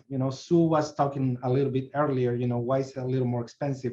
It is expensive for many reasons. We have to pay higher wages, we have to utilize a lot of lawyers, we have to do many, many things. And we are using a 40 to 84, depending on which rules are you following, to financing system that really is broken altogether. Right now, I mentioned earlier that we could use that same tax credit system for homeownership and literally have these families pay lower rents, build assets by owning that property, and have that property be theirs in 15 years. And without us having to manage the property or micromanage that property and dictate a number of things, from occupancy levels to the paint colors and the carpet that they have in their rooms. So to me, the biggest challenge is the financing system that we currently have. We could, however, start making some strides by working with the state. The state, continues to move slowly as every other state in designing financing systems that are not as burdensome, or they are not as, traditional as the ones that we have. I think that Oregon has a good chance for us to do this if we collectively as cities and counties come together to work with the state and not necessarily lobby them to do or come up with something else, but show them, this is what we could do financially to support affordable housing homeownership across the state, especially the metro area where housing is building up, their prices quite a bit. So that is the biggest challenge that I see. And of course, the stuff that Taylor mentioned, zoning, planning, permitting, SDGs, all of those things, play a bigger role. But those points are stuff that is really in the hands of Gresham that I think we can work with it, locally. The financing system that we have is something that we have to do collectively and bring those proposals to the state. With the feds, it will be impossible for us to really change that. That takes literally an act of Congress. So, thank you, Ernesto. Mark Long, please go ahead. Thanks, Eric. I think I'll start off. It's always hard to follow Beth and folks from Eco Northwest because of just how comprehensive the data is. What I thought I'd do is just share just a little bit and kind of break things down. When we look at your question, there's the supply side, supplied land, price, cost, and then timeliness and productivity or production. But just to kind of give everybody a sense on the statewide side, and I should probably clarify, my role is to work on the statewide policy side. We have our local HBA offices. We've got 8 of them. I'm sure the folks in the metro area are familiar with our Portland Metropolitan Home Builders Association. They do a great job of working with the communities up there. On the statewide side, we need to get 550,000 homes built between now and 2040 to meet the anticipated demand. We've got a backlog of underproduction of anywhere from 100 to 150,000 units. And so if you look at that, and we're gonna try to meet those goals, which gets at the kind of production level and timeless, which will thread into some of my recommendations. To meet all that, you've got to get 30 to 40,000 units built a year, regardless of which area we're talking about on the affordability side, the middle side, or market rate. And we do about 20,000 units in Oregon a year. So we've also have a kind of a production and timeliness problem that I hope that we can work on. We should also know that unfortunately, Oregon is only behind California and Hawaii as being the highest cost for housing in the country. And so that's unfortunate. And there are many things that drive those costs that are outside of Gresham's control. But if I want to focus kind of my comments on that, what I'm going to call workforce housing or middle housing, that's somewhere between the 80 MFI and 120%, somewhere in that middle. And I know there's a lot of work that needs to be done on the lower end as well. We need to continue to do that. And Eric, I think, as you know, in the team, that when you look at the AMI for Gresham and the cost of housing, I think Beth identified around $400,000 is the average price. I think it's inching up even more than that here currently.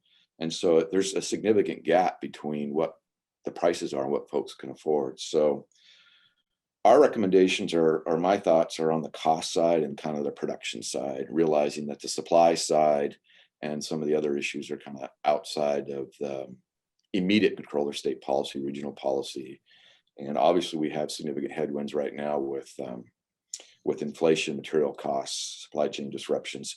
We're hopeful, workforce, we're hopeful those disruptions taper out over the next 12 to 18 months and we can get back to other areas. I want to flag Senate Bill 458. It was mentioned earlier in Beth's presentation. We worked with Steve's group to present that to the legislature, and it allows for an expedited land division process. And we certainly hope that Gresham has a chance to take a look at that legislation and works on the rulemaking and procedures to allow that to occur. There's some criteria, but the whole goal is that if we're going to open up land available for folks and decide that that's the place that we want to have the housing, we need to keep those options going, be able to divide the land up for ownership purposes. So 458 was kind of our attempt to take the next level of House Bill 2001 from the 19 session and provide that additional home ownership option as part of your kind of middle housing inventory you're looking at. I think when we're talking about workforce housing, if you look at on the regulatory side, you might think about creating kind of a navigator model or dedicated staff to focus in those areas to really help folks get through the entitlement process and the building permit process and try to do as much concurrent work as possible. I know that's more in the weeds, but I'm giving you some kind of real world tactical things that you could look at here right directly that could really help speed up the timeline side, because it's only to try to keep up with the production that I talked about, but it's time is money. And that can make a big difference to builders when they talk to me about it. Obviously maintaining the flexibility, density incentives. I think Taylor talked about that. That's real important. If we can look at increasing density, that can really help drive down the price that builders can bring to market and try to get it closer to those levels that we saw. You might want to look at some of the other states are doing master plans on the building side and pre-approved building drawing designs, again, to speed up the regulatory process. You might look at rehabilitation codes, whether you're looking at converting duplexes and whatnot to ownership models or other kinds of things where you can take existing building stock and keep from disrupting folks that are in particular areas or communities, but creating additional home ownership opportunities with what you have available. I think there's some real opportunity to make that process on the conversion side and the rehabilitation side be faster, more streamlined. And then I guess the last thing that I would share along this suite on the kind of the cost and production side is I think we're going to have to look at more vertical homeownership opportunities.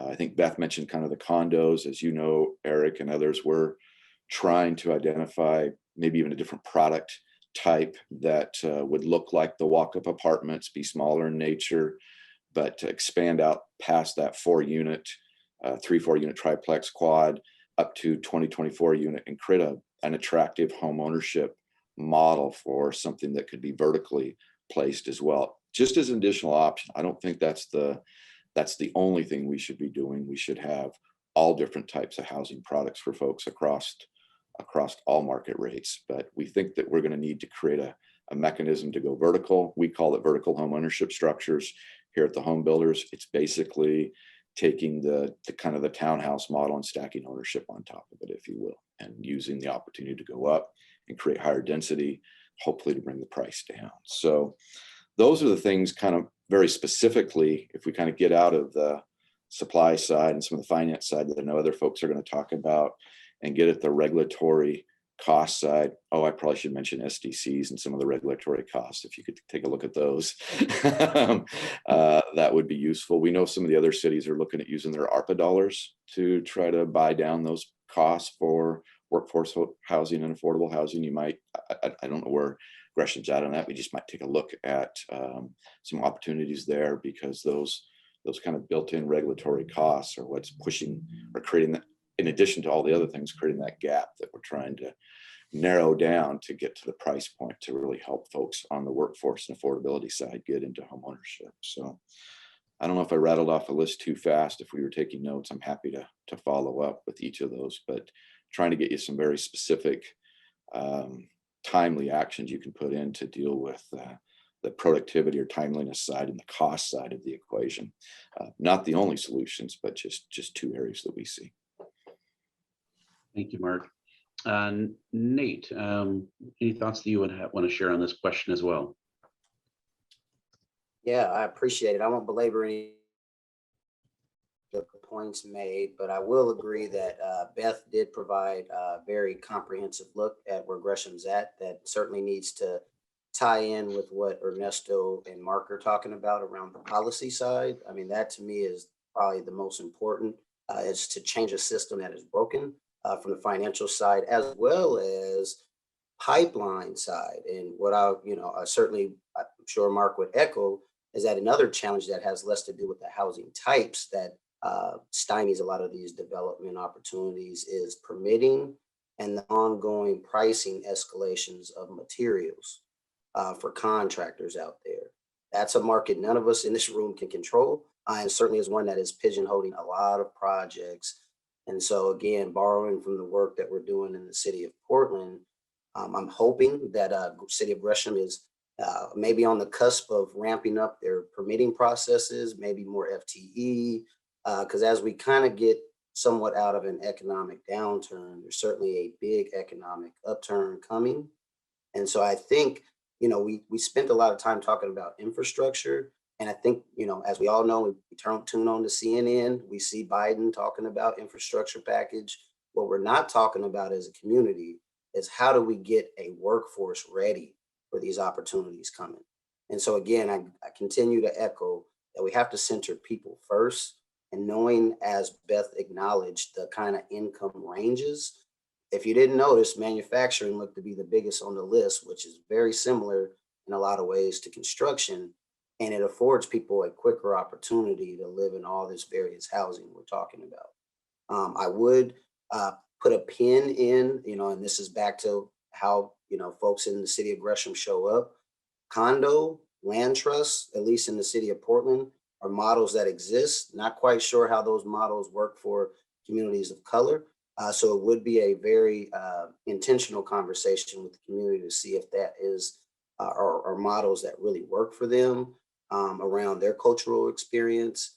I do love the Habitat for Humanity model, coupled with an opportunity to really grow a workforce housing product. And I think about what Mark said, and I'm offering another link in the chat on a project I'm currently working on with PCC's Workforce Center on Northeast Killingsworth and 42nd, coupled with Home Forward, who provides a lot of housing in our community, all centered around getting workforce housing of those in pre-apprenticeship and apprenticeship programs. So to me, a continuum that takes somebody, call it dormitories, going to University of Oregon or one of these other colleges for a short time, learning a trade, coming out of that affordable housing, ready to, buy a home wherever. And I think that's the kind of continuum I would love to see. Me almost living on the border of Portland and Gresham, to see how we could work on some of these kind of pilot projects together. Because this to me is really creating an opportunity center in the heart of Gresham as it expands. So again, don't want to couple what others have already said, but I think a comprehensive policy framework linked with real work opportunities now and in the future is where we should all be looking towards. Thank you, Nate. And just a quick comment, and then I think you've actually really segued really well to the next question. And just let me back up. And for those of you that have worked with me over my years here at the city, we're always trying to figure out what we can do better to help serve. We're public servants. We want to be good partners. We feel that's one of the strengths of Gresham, our Gresham leadership, from the mayor, the council, city manager, to our department directors, is just how, often we hear is that we're accessible, and we want to be accessible. We want to collaborate. We want to partner. There's things that we can fix, and some things take longer than we all want to fix.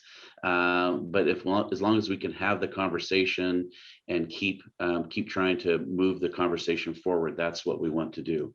Those of you that have worked with me often, you'll hear me say in different forums, what's working and what's not. And if I or we don't know what's not working, we don't have an opportunity to try and fix it. So again, it's part of the conversation even today. So thank you for that. And I guess that's a good transition to probably our last question, just being mindful of time here, is the city recently adopted a DEI statement, a policy framework around diversity, equity, and inclusion. And with that in mind, what tools or methods could the city employ to improve policies and processes to remove barriers and ensure DEI is at the forefront of our housing work? I think, Nate, you started to really talk about that a bit here, and I appreciate that.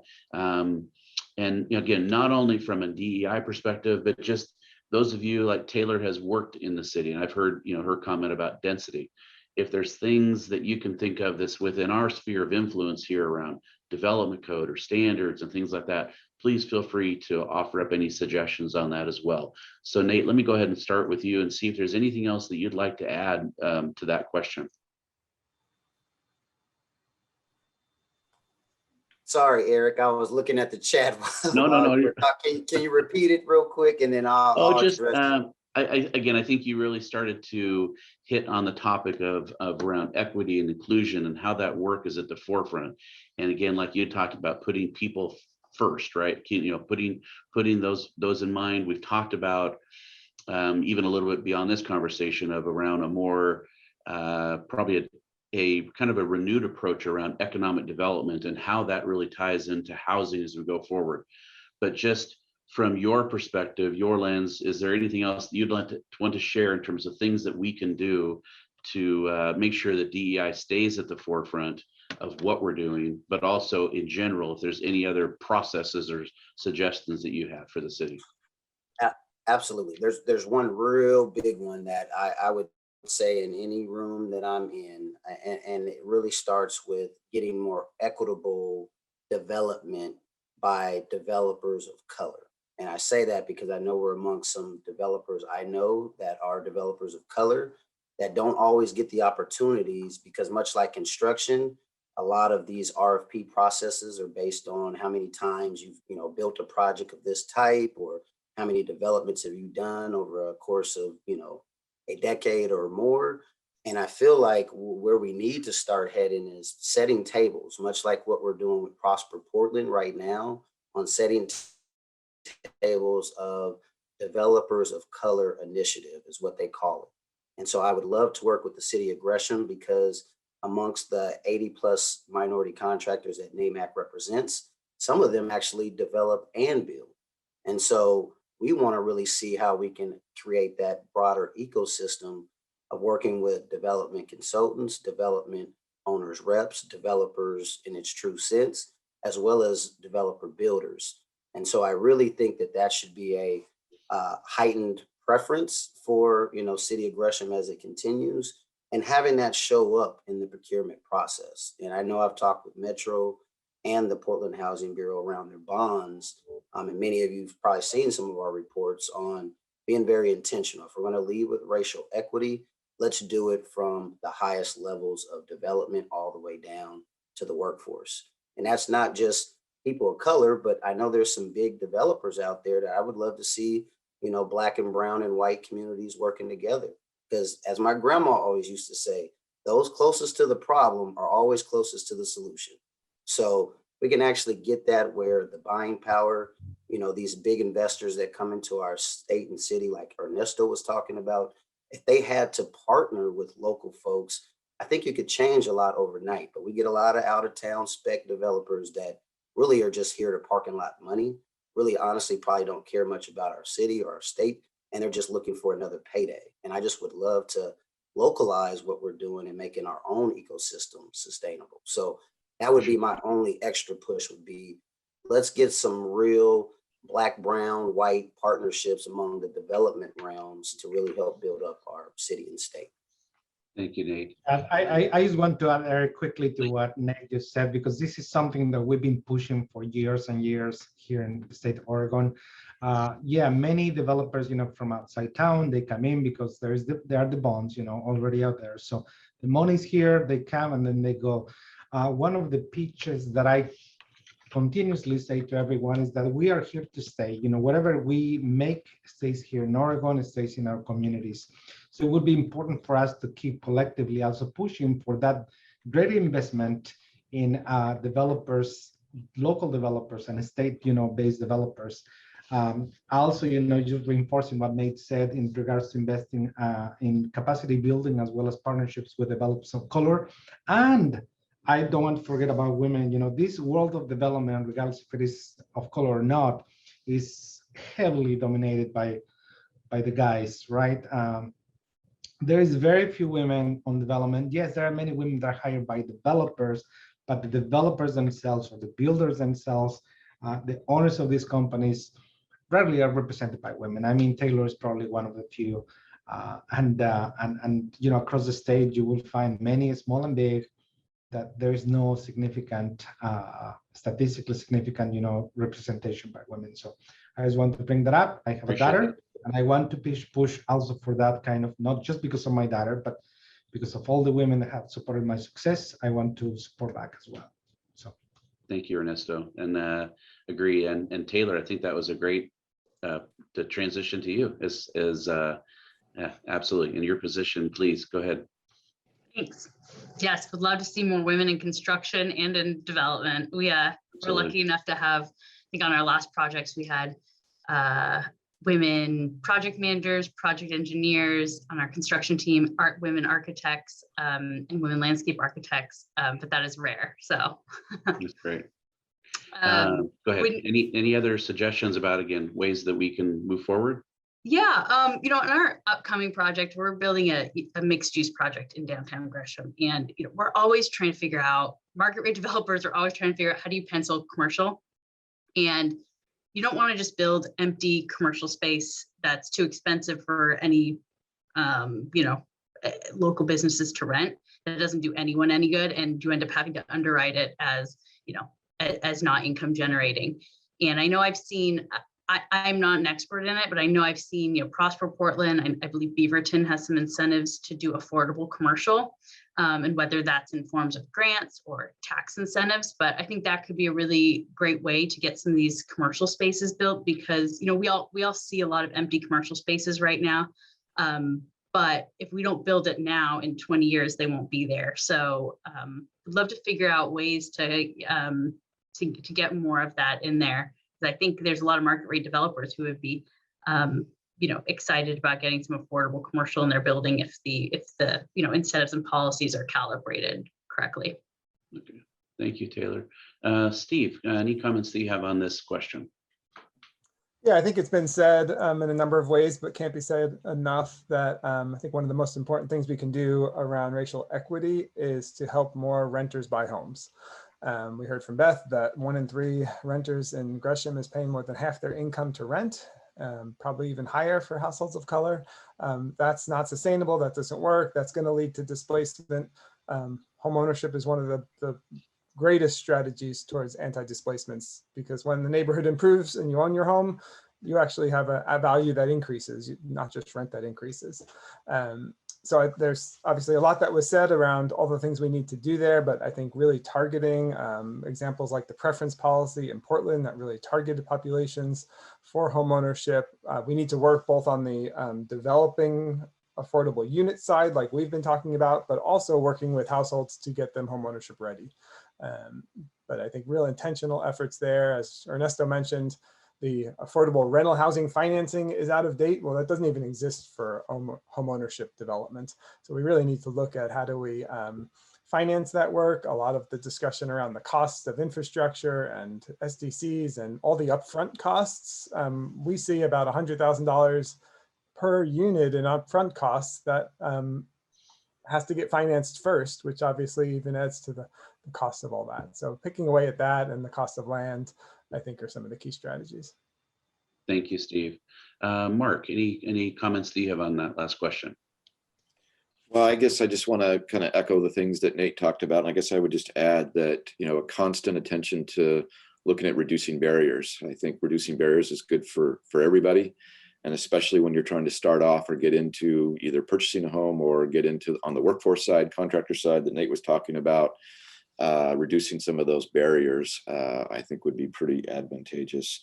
I kind of mentioned navigators and toolkits that can focus and really help folks. Sometimes in our business, the information's scattered through a variety of different sources, and it's kind of hard to navigate it through a single source and through easy to use information. So I think those things can really help get at the underlying question. If you can reduce barriers, make things more predictable and timely for folks, especially when you're starting off and don't have access to cash flow, I think that would be very helpful. And then, like I say, having toolkits that focus on it, and then just constant attention to incremental costs. There's just, I'll just share with you, just at the state side, there were probably $10,000 to $20,000 of per home costs that were proposed. They were all good ideas, but when you add those on top of the previous year's cost increases and the other things that are outside our control, it just incrementally drives up to get to that number that Steve's talking about per unit. That's really hard to overcome for folks trying to get into home ownership, and we've got to find a way to slow down the cost side. Thank you, Mark. Appreciate that. Again, I want to be mindful of time. We're a little bit over time on the panel. I think what I'm going to do is conclude the panel at this point in time. I do want to open it up for if there's a few quick questions, and I think there'll certainly be an opportunity as we get into the breakout session to talk about this a little bit more of these issues. So let me go ahead and open up the floor for any questions that you might have of any of the panelists about what we covered today. See if anybody has questions. We're all mesmerized. Kristen, go ahead. Hey, Eric, there was a question right before the panel that was sort of meant for Beth, but I actually think that this team as well, and if Beth's still on, if she might not mind popping on if she's got an answer to this, I think it relates to the conversation in this team as well. So I'll go ahead and read that out. So this is from Sue R. She said, you mentioned a lot of people have been pushed out here due to affordability. Unfortunately, that doesn't indicate that this is the area they want to live in, as their jobs or families may be in other areas. How do we accommodate them so they can live in an area that fits their needs better? Okay, thank you, Kristen. Beth, did you already touch base on that, or Beth, do you have any initial thoughts on that? I don't have thoughts on that necessarily, except to say that it's not necessarily that they don't want to be in Gresham. I wouldn't assign whether they do or don't want to be in Gresham. I think that looking at what Gresham is doing to make itself a great community, and make itself a desirable place to live. I think focusing there on that quality of life piece is pretty important. And I'll defer to the rest of the panelists on anything else. Okay. Panelists, any comments on that question you'd like to offer up? Okay, not seeing any at this point in time. Okay, Shannon, I see your hand up. Thoughts? Go ahead. Yeah, Eric, we have another question in the chat if we're ready. Sure. Teresa Carr with the Port of Portland wanted to ask Taylor, instead of commercial space, could it be shared space for entrepreneurs or incubator space? Shared technical services could be provided, could be tied to Mount Hood Community College and their programs, and an extension of some of the work from downtown Rockwood. Not sure if our development code allows for that type of mixed use. So thoughts on that? Yeah, I'm definitely not a code expert like a lot of the people here on this call, but it would definitely qualify, I believe, for the commercial or retail space. And I think something like that would be great. The problem with ground up development, especially market rate, is you have to know all these things from pretty early on. You can always convert space, but you know, having the incentives and the conversations with the city early on in the planning process can really help that. And we do have those with Gresham. Again, it's great because you can get someone on the phone and have a frank conversation the same day. But I think the commercial retail piece is, it's just difficult because you have to make your decisions so early. Yes, so just a quick question and follow up. We're hearing, and maybe it's just evolving in the world that we're in right now with COVID and however we transition out of COVID, hopefully. But I guess Taylor and others, any comments about maybe just generally the size of units that you're seeing? We're seeing that some of the square footages might be starting to creep up a little bit more because people might be working from home. Just curious of what your thoughts might be on that. And then of course, what does that translate to in terms of costs?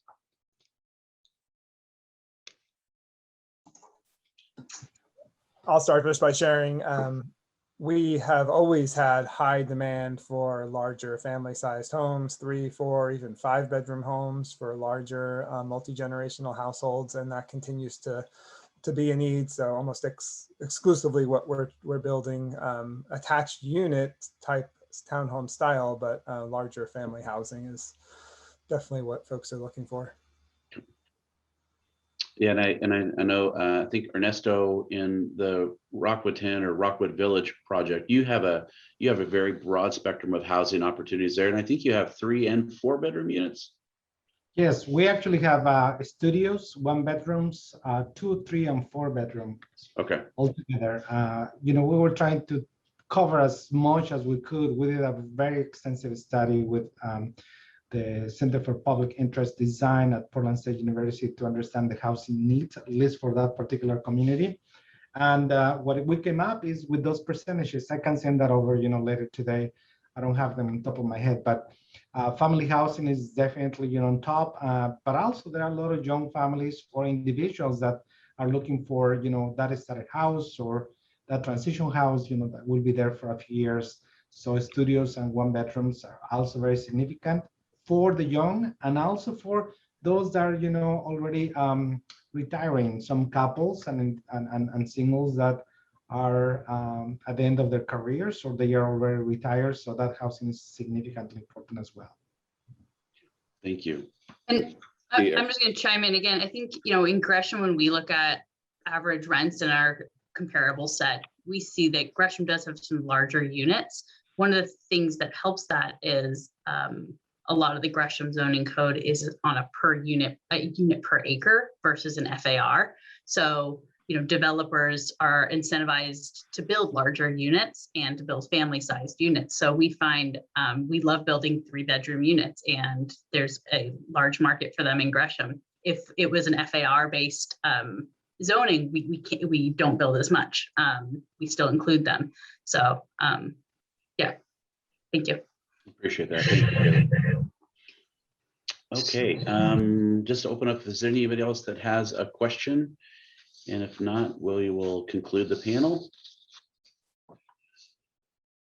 All right. Okay, well, I want to take a moment again here and thank all the panelists very much for sharing the information today, answering the questions, participating, and look forward to hopefully having you hang on just a little bit longer as we will take a short break for 5 minutes. We'll just do a 5 minute break. And so we'll start back at just about 11:12. 11:12, if you want to take a quick break, again, stretch your legs. We're going to come back and then we'll move into some breakout sessions. So thank you very much. Again, wanted to welcome everybody to breakout room number 1. I'm Shannon Stady. I'm currently Director of both Economic Development and Community Development for the City of Gresham. I also wanted to acknowledge Marlene Myers. She is our Economic Development Specialist with the city, and gratefully, she has agreed to be our scribe and our reporter outer today. So Marlene will be taking notes, but please feel free to take notes on your own if you'd like. I do want to make sure that we recognize we do have about 15 minutes. Marlene is going to have probably 2 or 3 minutes to report out. So we're going to kind of summarize or ask her to summarize high-level feedback to share with the group. Few ground rules would ask you to keep yourself muted unless you're speaking, but please feel free to chime in. The point of this is to have some open dialogue. And so I'm going to go ahead and share the question. Eric mentioned there's one question. All the breakout rooms are answering the same question. And the question for you all today is, what are some ways that you feel the City of Gresham and its partners can help move the needle forward in terms of development of quality, diverse, creative, affordable housing? So that's the question we're hoping to answer, get some feedback on today. So I'm going to go ahead and open it up. Please feel free to unmic if you have some thoughts that you'd like to add. I'll do my best to make sure everybody has a chance to chime in, and we'll go ahead and open it up. And don't everybody talk at once. I might pick on you if it's real quiet for a minute. Shannon, can you repeat the question, please? Absolutely. The question is, what are some ways you feel the City of Gresham and its partners can help move the needle forward in terms of development of quality, diverse, creative, affordable housing? Carol, I know you are super engaged in all things city through the Neighborhood Association. Do you have any thoughts on this question you'd like to add? Well, I have more of a question. Some of the things that people suggest, like for decreasing barriers, and very often it's a financial barrier, such as SDC help or something like that. And I was even thinking about the comment about a smaller development not being able to pay those infrastructure costs if they're the first one in. And very often I see this in developments, is the first guy has to pay a whole lot. And could there be a way that, I know when a developer doesn't meet the Dolan requirements to do something, they put in their share to be able to then pay for it later. And I know there are some situations, I think maybe in Pleasant Valley, where people are paying later for things to be able to help that first guy not have all the burden. But also, is there a source of funding where, with the city's financial situation, we can't decrease SDCs. We don't have a pot of money to do that. So those are my thoughts of how can we make that work, because that might reduce barriers, and part of it is funding. Yeah, Carol, I think those questions were spot on. And I think the city is currently working on a couple of ways to assist on the SDC side. I don't want to take away thunder of a future council item, but we are working on some code revisions to our Gresham Revised Code that would allow residential SDCs to be deferred to final inspection. So right now, if you're a developer and you're doing a residential development, those SDCs are due at the time of building permit, and then the developer carries those costs until occupancy. We're looking to sort of change that up a bit. We've heard that feedback very loudly and clearly from the residential development community. So to Eric's point, we're always trying to find ways to do things that remove those barriers and take away some of those challenges.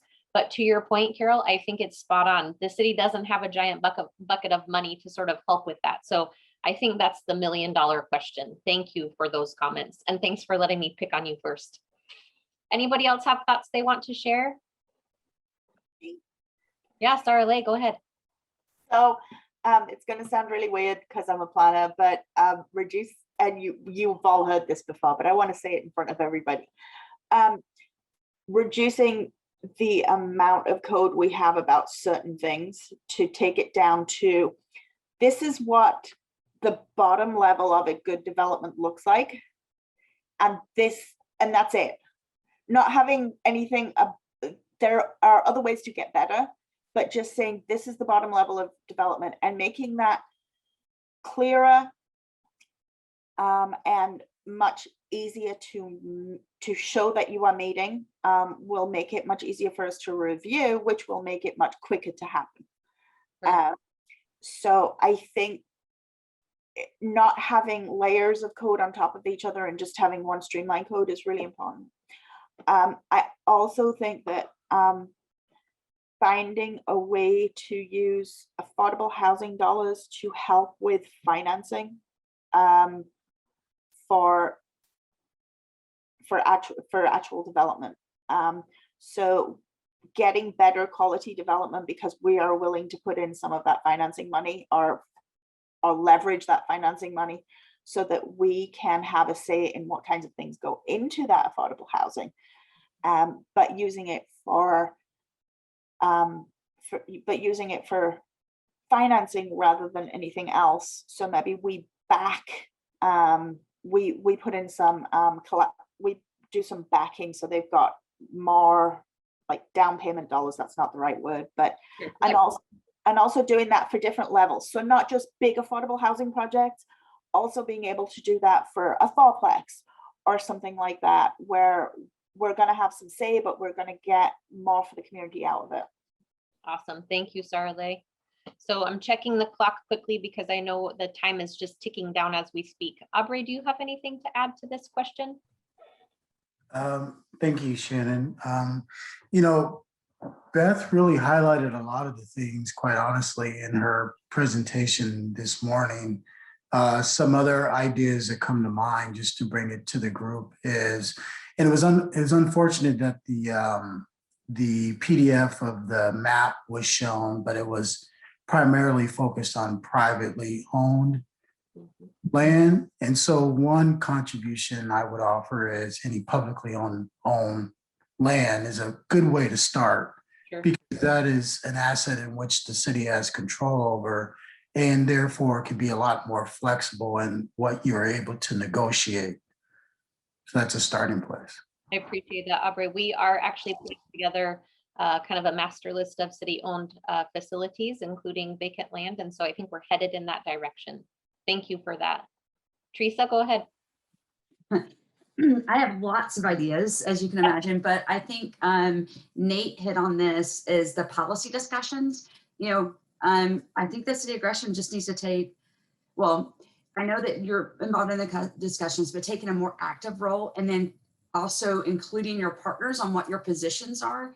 Shannon, I know you and I are talking about that, but so then you have partners who are advocating what the city of Gresham's policy positions are. And then, you know, the SB 458 that someone mentioned in the conversation as well, the land division, you know, writing the rulemaking. I know it's tedious work.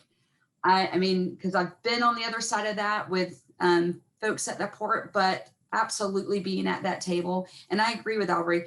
Beth did such an excellent job in the presentation of, you know, like listing a lot of the things, but I also think the Rockwood model of engaging with the community and listening to what the community needs are is vitally important. And as a citizen of Gresham, I love this city, and Shannon knows this.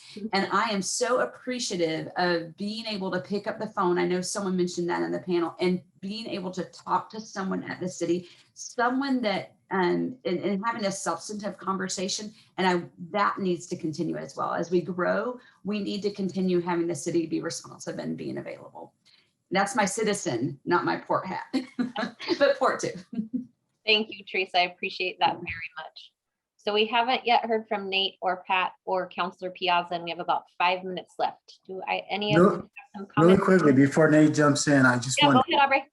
I just want to echo what Teresa said, because as someone who's worked with many cities, the fact that because I haven't worked directly with Gresham, so full disclosure, but I work with other cities, and being able to talk to someone on the phone is not a common thing. So definitely, if there's one kudo to you that I would say try to maintain at all possible costs, is the ability to be available and responsive to the citizens and those users of the city. Perfect. Thank you, Aubrey. And we want to clarify and say you haven't done a project in Gresham yet. Yes. That's right. Nate, do you have anything to add, or Pat? Yeah, real quick, I'll just echo what I just heard some of our other colleagues speak to, but I'll get very specific. So procurement, I mean, policy for sure, but procurement and back to what land the city owns is very important. And what we did with the Portland Housing Bureau with the land we owned when we passed our housing bond was to really get out in the community and start talking about those sites. And then in one site in particular on MLK, we did a first time ever alternative procurement where instead of a typical RFP, we did an RFQ.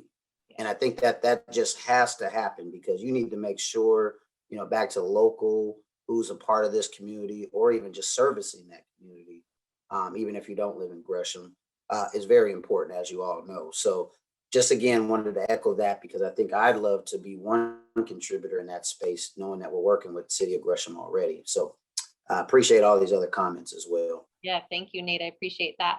Pat, anything to share? Yeah, thanks for asking. Kind of on those same lines, I'm kind of thinking of some of the carrots that you can use to keep people in place, to build community that give a voice to the community. So if you're looking at SDT fees, reduction or some other sort of carrot for the first one in to develop, maybe if you are a resident for the past 15 years, whether you're a renter or not, you can prove that, and you want to develop even a small project or a large project, maybe they get a bigger carrot than some outside firm. Or if it's a commercial unit that buys in early to, a 4/1, those tough developments, those bigger developments, the carrot goes to the local. And keeping people in place builds a stronger community. We all know that. And so if we target, building community and building for the people that are already in Gresham or that are moving, being displaced by, other places in the metro area into Gresham, I think that has not only the development sort of end of it, but it also starts building community faster and more direct. So that's kind of how I see it. Awesome. Thank you, Pat. I think all of these comments are really spot on. I'm hoping that Marlene is getting down a good summary to share. I know she's rapidly taking notes. I think we have about 1.5 minutes left. Councilor Piazza, would you like to bring us home before we wrap up our discussion? No, I'm enjoying listening to everybody's comments and appreciate so many thoughts that I have the same thoughts. So it's been really nice. I see that we have the ability in this city. I think we're already a great city. And kind of like Teresa, people that know me know I love Gresham. I've lived here my entire life, and we have such great qualities. And what we're doing in Rockwood has been a great thing that we're doing. But we also have that what I was calling middle housing before middle housing came out. So that next level homeowner, we want to get the home ownership. We want to be able to help the people out here move from step to step and keep them in the community. And when you have that home ownership, you build that equity and that wealth in your family that continue on for generations and hopefully keep people out here. At the same time, as a past realtor, the SDC fees, the code that we have, I agree with all of that. So I'm loving listening to people talk about these things that I've thought of for years. And I see Gresham moving forward in this way and excited to be a part of it. Thank you, Councilor Piazza. I appreciate that. I would just like to say thank you all for your participation. Thank you for your comments and your honesty.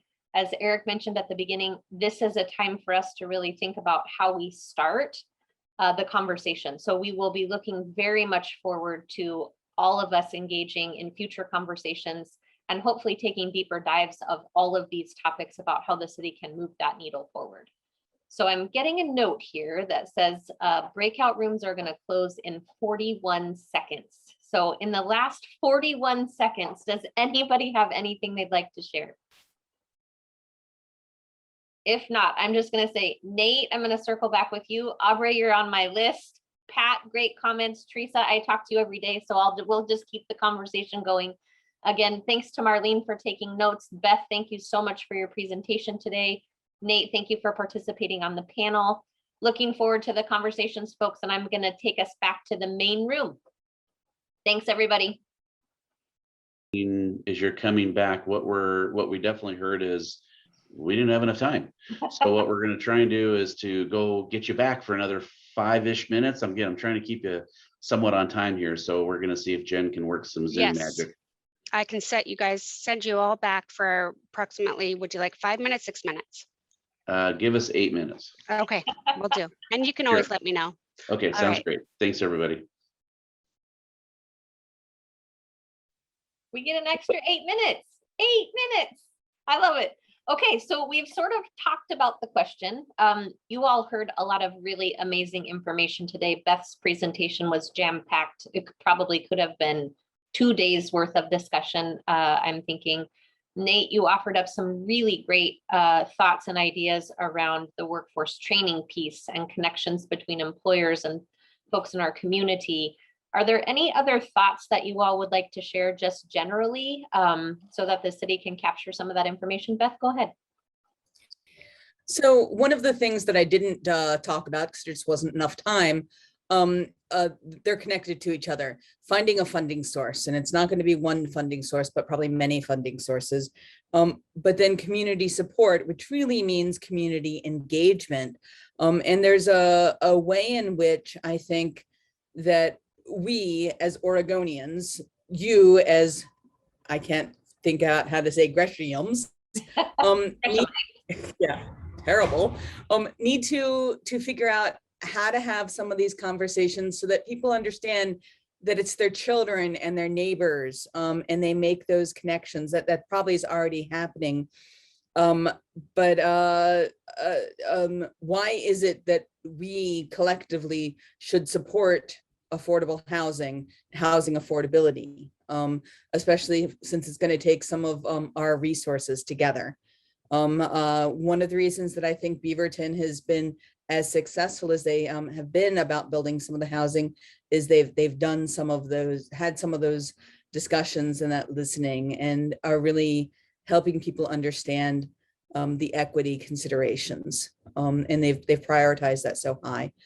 And that's what I've heard from some of what you said. So funding is going to have to be found to do this. Thank you, Beth. And I think it ties really nicely in with what Nate started with today about focusing on people first. You know, oftentimes, especially on the development side, we really do tend to sort of fall into the path of looking at the actual construction, the development, the how big is it, the how many square feet, the how many bedrooms, how tall, where does it go, the geographic location. And I don't think we have, we collectively in the region even have done a super great job about focusing on the people first. And so I'm hopeful that one of the sort of deeper dive conversations and maybe some additional work on the city side would be to do some kind of survey or conversation with the broader community about wants. What do you want to see in a housing type? What is your preference? Where do you want to live? What kind of housing type would you like? How many bedrooms do you need? What kind of amenities are important to you? Is it important to you to be on light rail, or is that not something you're interested in? And I don't know that we've done that wholesale citywide. And so I hope that that's one of those things that the city can tackle and really that we can use to help inform this work moving forward. We've got about 4 minutes left. Pat, go ahead. I'm going to kind of respond to what you said, Shannon. So I've been a landscape architect for over 25 years, and I do that on a, my day to day, and then I'm a design commissioner for Gresham. Just to give you a little background, and I think that it's great to go out there and survey people and find out what type of housing or where they want to live and so on and so forth. But if the tools and the levers aren't like overly positioned to keep people, to get them into those positions, that's completely pointless to have that sort of survey or discussion. We're in a situation where the people that need to stay in place can't access those levers. They can't get to those yet. And I think that's the challenge, is to be able to keep people in place, bring more people in. And as Beth showed, I mean, it's the economic hurdle to bring people into housing is the challenge. People will find their way there. As a commissioner, we work, we kind of bend over backwards to really help developments move along and get successful projects in the ground. And I feel pretty good about that. And I think Gresham's been doing a great job. And I think you're seeing some successes come down the pipe right now. So anyway. Pat, I appreciate that. And I certainly hope that my comments weren't intended to be sort of the one thing we're doing. And I think Beth's last slide of her presentation was really indicative of that. There are so many factors and so many pieces, moving parts to kind of solving this housing problem that we really are going to have to tackle them all concurrently. And from a city staff perspective, that's sort of a challenge, as you all can imagine. You know, Aubrey posted in the comments, livable wages. From an ECDEV perspective, when we focus on traded sector, we're pushing and pushing and pushing our companies to make sure that they have career pathways, opportunities for entry-level jobs, making sure that they're providing livable wages and benefits, because we understand that what we do in terms of economic development is economic development for everyone at every place that they are. Wherever we find them in the path of their life, we're hoping to help them get to the next step. So really appreciate your comments very much. Go ahead. What? Carol, go first. Okay, so I was just going to say that something else that we really need to do as we focus on going forward is to literally focus on going forward. So not where are we right now, not what do the people who are here right now want, but what is going to be sustainable into the future. What are the trends? Where are we going? Are housing sizes getting bigger? Are they getting smaller? Are they getting multi-generational? Are they, because we have what we have right now, which is in part a function of what buildings we have. And that's not necessarily what the future is going to look like. And if we just go with, yeah, we need to build more of what we've got, that's not going to help if the future looks completely different. Appreciate that, Sarlee. Carol, do you have something to add? Very quickly, kind of on Pat's comment, as well as Sarlee's previous comment about making the code simpler. The problem we've had is that people know what they want and it's a certain quality, and it tends to happen more with those local developers, but it's a lot of the out-of-state developers putting up something fast and quick and making a buck. And then it's not what people want. So the code has gotten more complicated for that reason. So how do we simplify it and yet still get what we want? People know what they want, but how do we get that? And it's tough. Part of what maybe is helpful is like the design standards that allow the guidelines to say, here's what we want, here's specific code. And so just as a suggestion, I know that's still complicated, but. No, I appreciate the suggestion. And I think it gets to Sarlee's point about ensuring we get the outcomes we want, but making the process by which we get to them simpler and clearer and more attainable. So I'm getting the note, folks. We got to get kicked back to the room. Thank you again for the extra 8 minutes, and we will look to Marlene for a quick summary.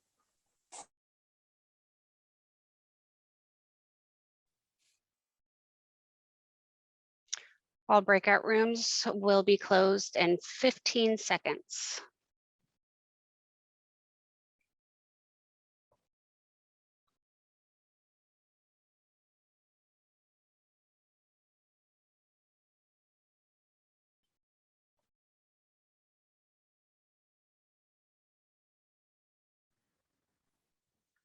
I think we've been sent back by mistake. I'm not sure. I just have one thing to add. Sure. For 40 seconds is just the one thing in terms of that I think is very important in this work is how you frame the conversation, right? It's reframing it, not about affordable housing, but housing affordability, which everyone can relate to. So it's important that the conversation leads with making sure that housing is affordable to, and that way it doesn't become this stigma about affordable housing, all the misperceptions about that. As someone who's worked in that industry for 20 years, I can tell you that that is a perception that you will not get around if you begin with leading with that. So. My name is David Berniker. I'm the Director of Urban Design. I'll be your moderator today for this discussion. We also have Mary Phillips, Senior Planner on my team, who will be taking notes during the discussion.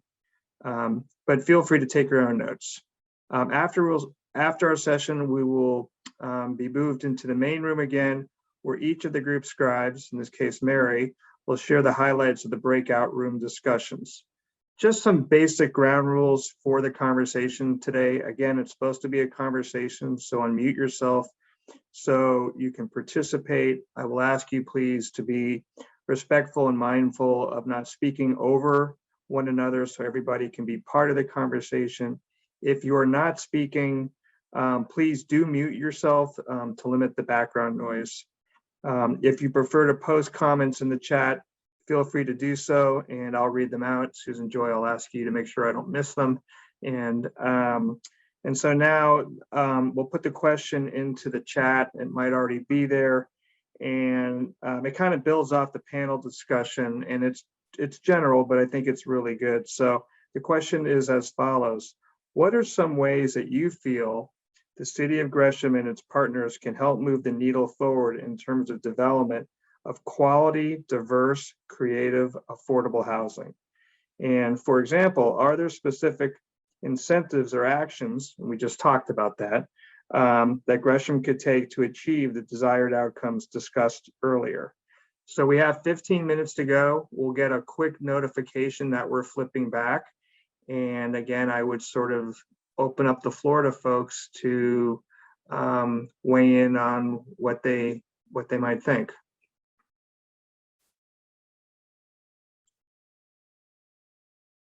Very quiet. Well, David, I can start if that helps. Thank you, I appreciate it. I was going to call on Brian Momberg otherwise, so. Well, and I kind of covered a little bit in the panel presentation. And again, as you know, I work at the state level, so you may or may not already be doing these things. And so I don't mean to suggest any criticism or anything. I'm just what we see other places and what our members globally tell us at the state level. So just with that context, but that I think we recognize there's clearly a need in that what we call the affordable side, and there are public dollars and some, and needs to be more programs to help in that other. What we're focused on is that workforce side, or that middle market side of the equation. What our folks tell us that would be helpful is, again, creating density incentives. You may already do that. So again, this isn't suggesting what you have is incorrect. I'm just kind of going across the board. And maintaining the flexibility for multiple products. Really, I got a lot of our builders asking for navigators or permit specialists that can focus in this area to really help navigate through the entitlement process and do some kind of concurrent stuff. Substantial completion flexibility, where you can build as the land is being developed. That's a tricky balance. We understand that. And then trying to get some master plans or master approvals, again, just to kind of speed up the process on some of these types of products.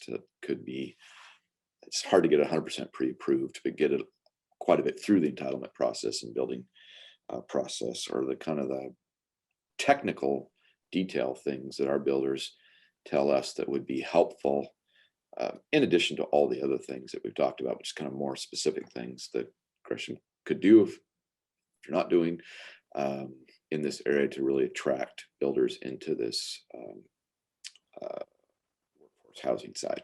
So let's leave it at that. Appreciate that. Thank you, Mark.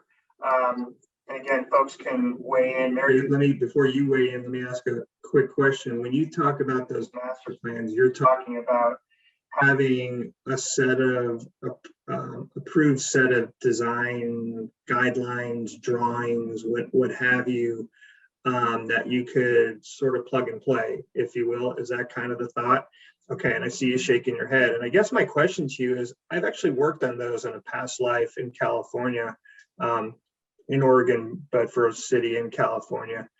Have you seen those used in Oregon effectively? And, you know, a little bit devil's advocate, what do you think about how that, to the conversation about choice, is that something that helps choice or hurts choice? Maybe hurts is a little strong, but challenges choice. So I haven't seen it on the housing side, but we've seen it in smaller things, garages, out accessory buildings, those kinds of things. Before I left the state, we passed legislation to allow for that model to exist and kind of navigate your way through the architect and engineers laws that can be problematic and some of the other things. And so there's a structural platform statute that was passed in 2019 with Speaker Kotek to allow for that kind of master plan. And then I think it depends on how you design the master plan itself, because I've done it for specific projects years ago, and you can be very creative and get, you know, 4 to 8 boxes, and then you just modify your roof designs and your recess entries, you mirror image them and those kind of things, and you can create quite a few different options within footprint size if you get creative on how that master plan works with different options and whatnot to attach to those plans. Thank you for the comment. I think the part of which I wasn't thinking about is some of the, at least the smaller ancillary structures. I think that could be very helpful. And I don't know if Brian knows where this is, but if you can point us in the direction of the legislation, that would also be helpful. Not now, but when you have a moment. Yeah, I don't have it off the top of my head anymore. Okay. Mary, did you have a comment? Mary, you're muted. Thank you. I was muted on my headphones. So Mark, when you were talking about flexibility for multiple products, can you kind of expand on what products you're talking about? Sure. So as we all know, it's just the housing types. So whether it's cottage clusters, single family dwelling, townhouses, and then broken record trying to push on the vertical home ownership model, where we can kind of find that sweet spot between 3 and 4 unit triplex quads kind of thing and concrete condos or recreational style condos, and create home ownership. So I just think it needs to be across, whether it's zero lot line stuff, ADU, as well as skinny lot single family dwellings, traditional single family dwellings, whatever that is anymore, as well as vertical stuff across the whole spectrum, and make sure that we are striving for that workforce side, that all those different products, 30 years ago when we did a bunch of workforce housing in Oregon, it was, you all got a ranch house. And so trying to create a little bit more variety, a little bit more options in that area. Maybe 40 years ago, when I was in the 70s. So. Any other folks want to weigh in terms of this notion of quality, diverse, creative, affordable housing? Would welcome your input. I'll weigh in on the quality, and this has been brought before, but that the conditions of approval on the projects are adhered to and verified before a certificate of occupancy is provided. Suar, I didn't realize who you were. Nice to have you with us. Appreciate the comment. You might want to kind of maybe speak, if you would please, to your experience as the former liaison to Design Commission. Sue Ranella is one of our planning commissioners. Yeah, that topic has come up before the Planning Commission in maybe many neighborhood associations, the livability issue, but conditions of approval have often not been checked, unfortunately, and are allowed to be processed. And then the aftermath is the code compliance gets the complaints, and it kind of ends up creating a lot of hard feelings in a lot of different levels. So I think we've all talked about that's something we would like to see the city really focus on. Appreciate it. Obviously, I'm biased, but I think we do a pretty good job in terms of how we handle design review in the city. And I think the products are speaking for themselves that way. I think we're starting to get some products that, you know, as an architect, urban designer, I can point to and feel good about. But to your point, there's projects where the follow-up isn't quite what was recommended or directed by design commission. Fair to say? Yeah, I agree with that. Yep. Any other comments? Again, Sue, again, appreciate your comment. Brian Momberg, I know your staff, but do you want to jump in with any thoughts? Thanks, David. I would echo a lot of you know, what I've heard so far, and thank you, Mark, for your comments. I thought those were very helpful.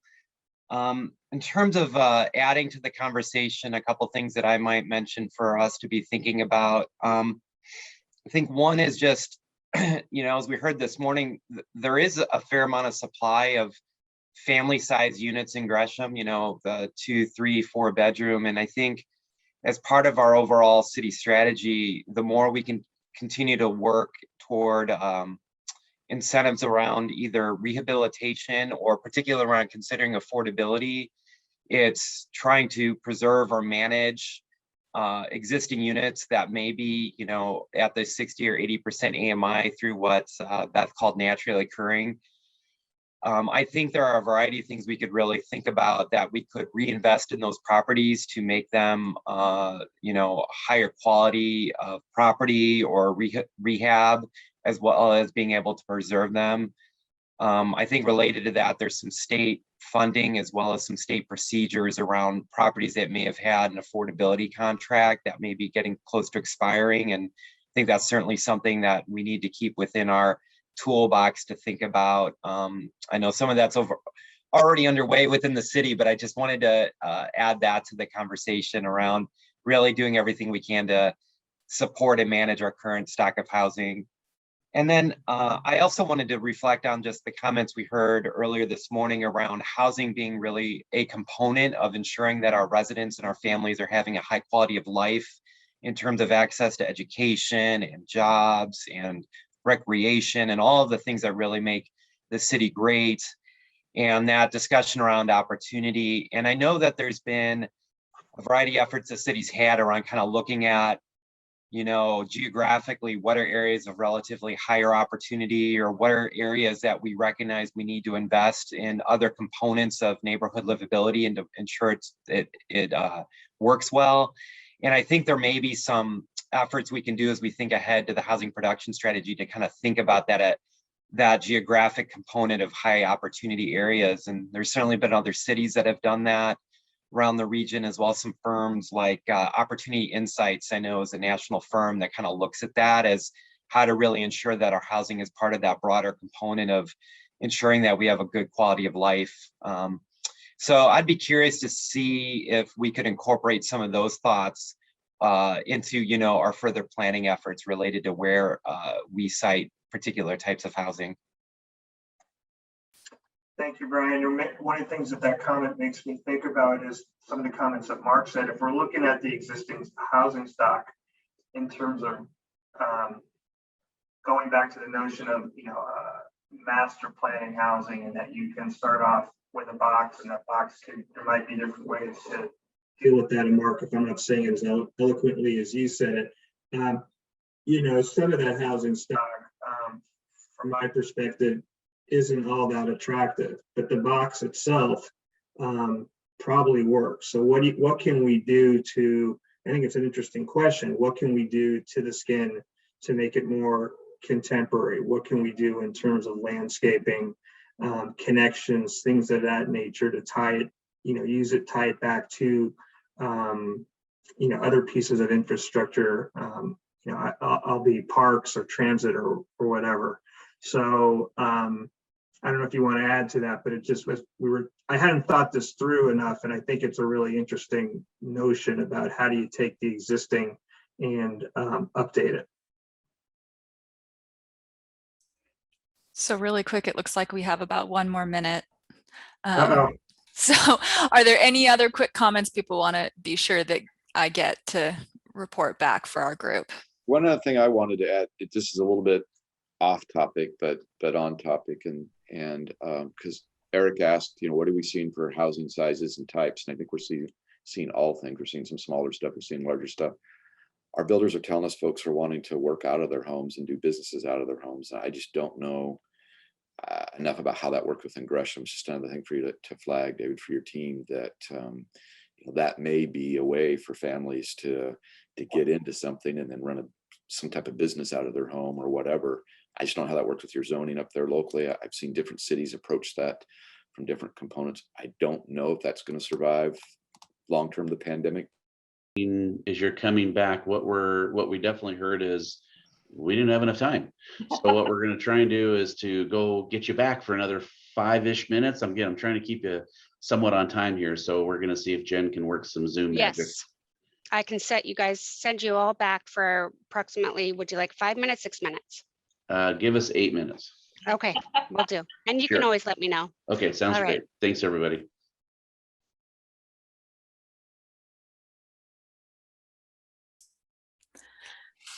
So when we left, I think Gail had her hand raised.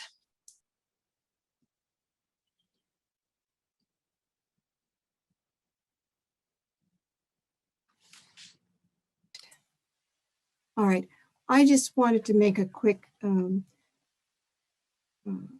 statement with regard to, let me get this going. Well, I'm having a hard time getting this going again. I just wanted to emphasize again the importance of family-owned homes for their livability, for the neighborhood livability, for the mental health, for children's being able to play in their own yards, for safety issues. I just think that's really important that Gresham continues that.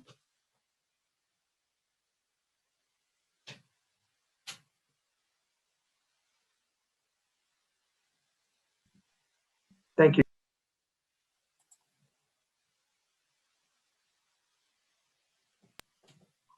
I apologize. Gail, thank you for your comment. That was really helpful. So appreciate that. Any other comments? Mary? So when we're talking about the topics of diverse, affordable housing, I think a lot of what was brought up in the panel discussion was talking about the different types of housing units. So I'd wonder if, as we're thinking about all the different types of units, if there might be different things desirable to support those different types. So Mark, I know you were talking about the types that fit under the workforce category. Do you see different strategies working among the different housing types for that better or not as well? Well, I'll see if I answer the question correctly. And if I didn't, well, let's make another run at it. Is what we're suggesting is, and it just depends on where you want to put the numbers at. In Beth's presentation, it looked like some of the income levels were at the Multnomah County level versus at the Gresham level. So I was a little bit kind of confused between the regional versus localized piece. But regardless, at some point in almost every community, whether you're 80% and below, or there's public finance dollars that buy down, if you will, the cost of those homes to provide attractive or opportunities for home ownership. What our builders are telling us is that then they jump past the workforce housing and do what we call market rate housing, which is the more expensive stuff. You saw the 450, 550, et cetera. It just blows my mind that things are that expensive. And so what I was suggesting are incentives that we can do for that 80 to 120% range of citizen that gets you at providing opportunities for for the teacher, for the officer, for whoever in that kind of middle, if you will, income level, trying to fill that gap between the affordability side and the market side, full market side, and go to the middle housing side. I think in the middle housing side, you still should be able to have a choice of a smaller unit to a townhouse model, to a single family standalone, to a vertical, across the board, as well as on the affordable side, is potentially on the market side. So that's how we were thinking about it, Mary, if that helps. That does. And then if you're talking about incentives for that 80 to 120% range, are they different for the different housing typologies? Is that different if you're building for townhouses versus plexes? It probably is, because one of the key factors is density.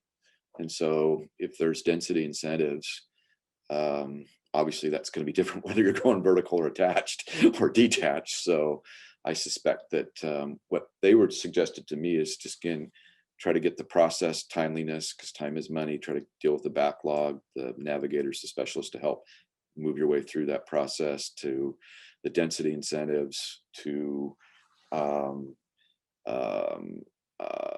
and then looking at the regulatory costs, SDCs, other permits. Is there any way to buy down those costs using one-time dollars that we have now, both on the affordability side, but on this workforce side, to try to help folks get into those homes where that we've, Beth identified, we're upside down on wages versus price right now. We got to figure out a way to control the cost and get that gap closer. So I think to answer your question more specifically, I think it would be different depending on what is, especially because density is going to drive a lot of that and impact price per unit. Gail, I see you have another question or comment.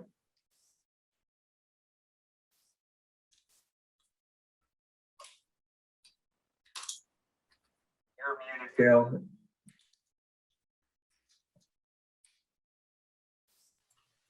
Is there land in Gresham that is large enough that a cluster homes could be developed, whereas they would be individual homes that they would be able to have ownership at lower cost?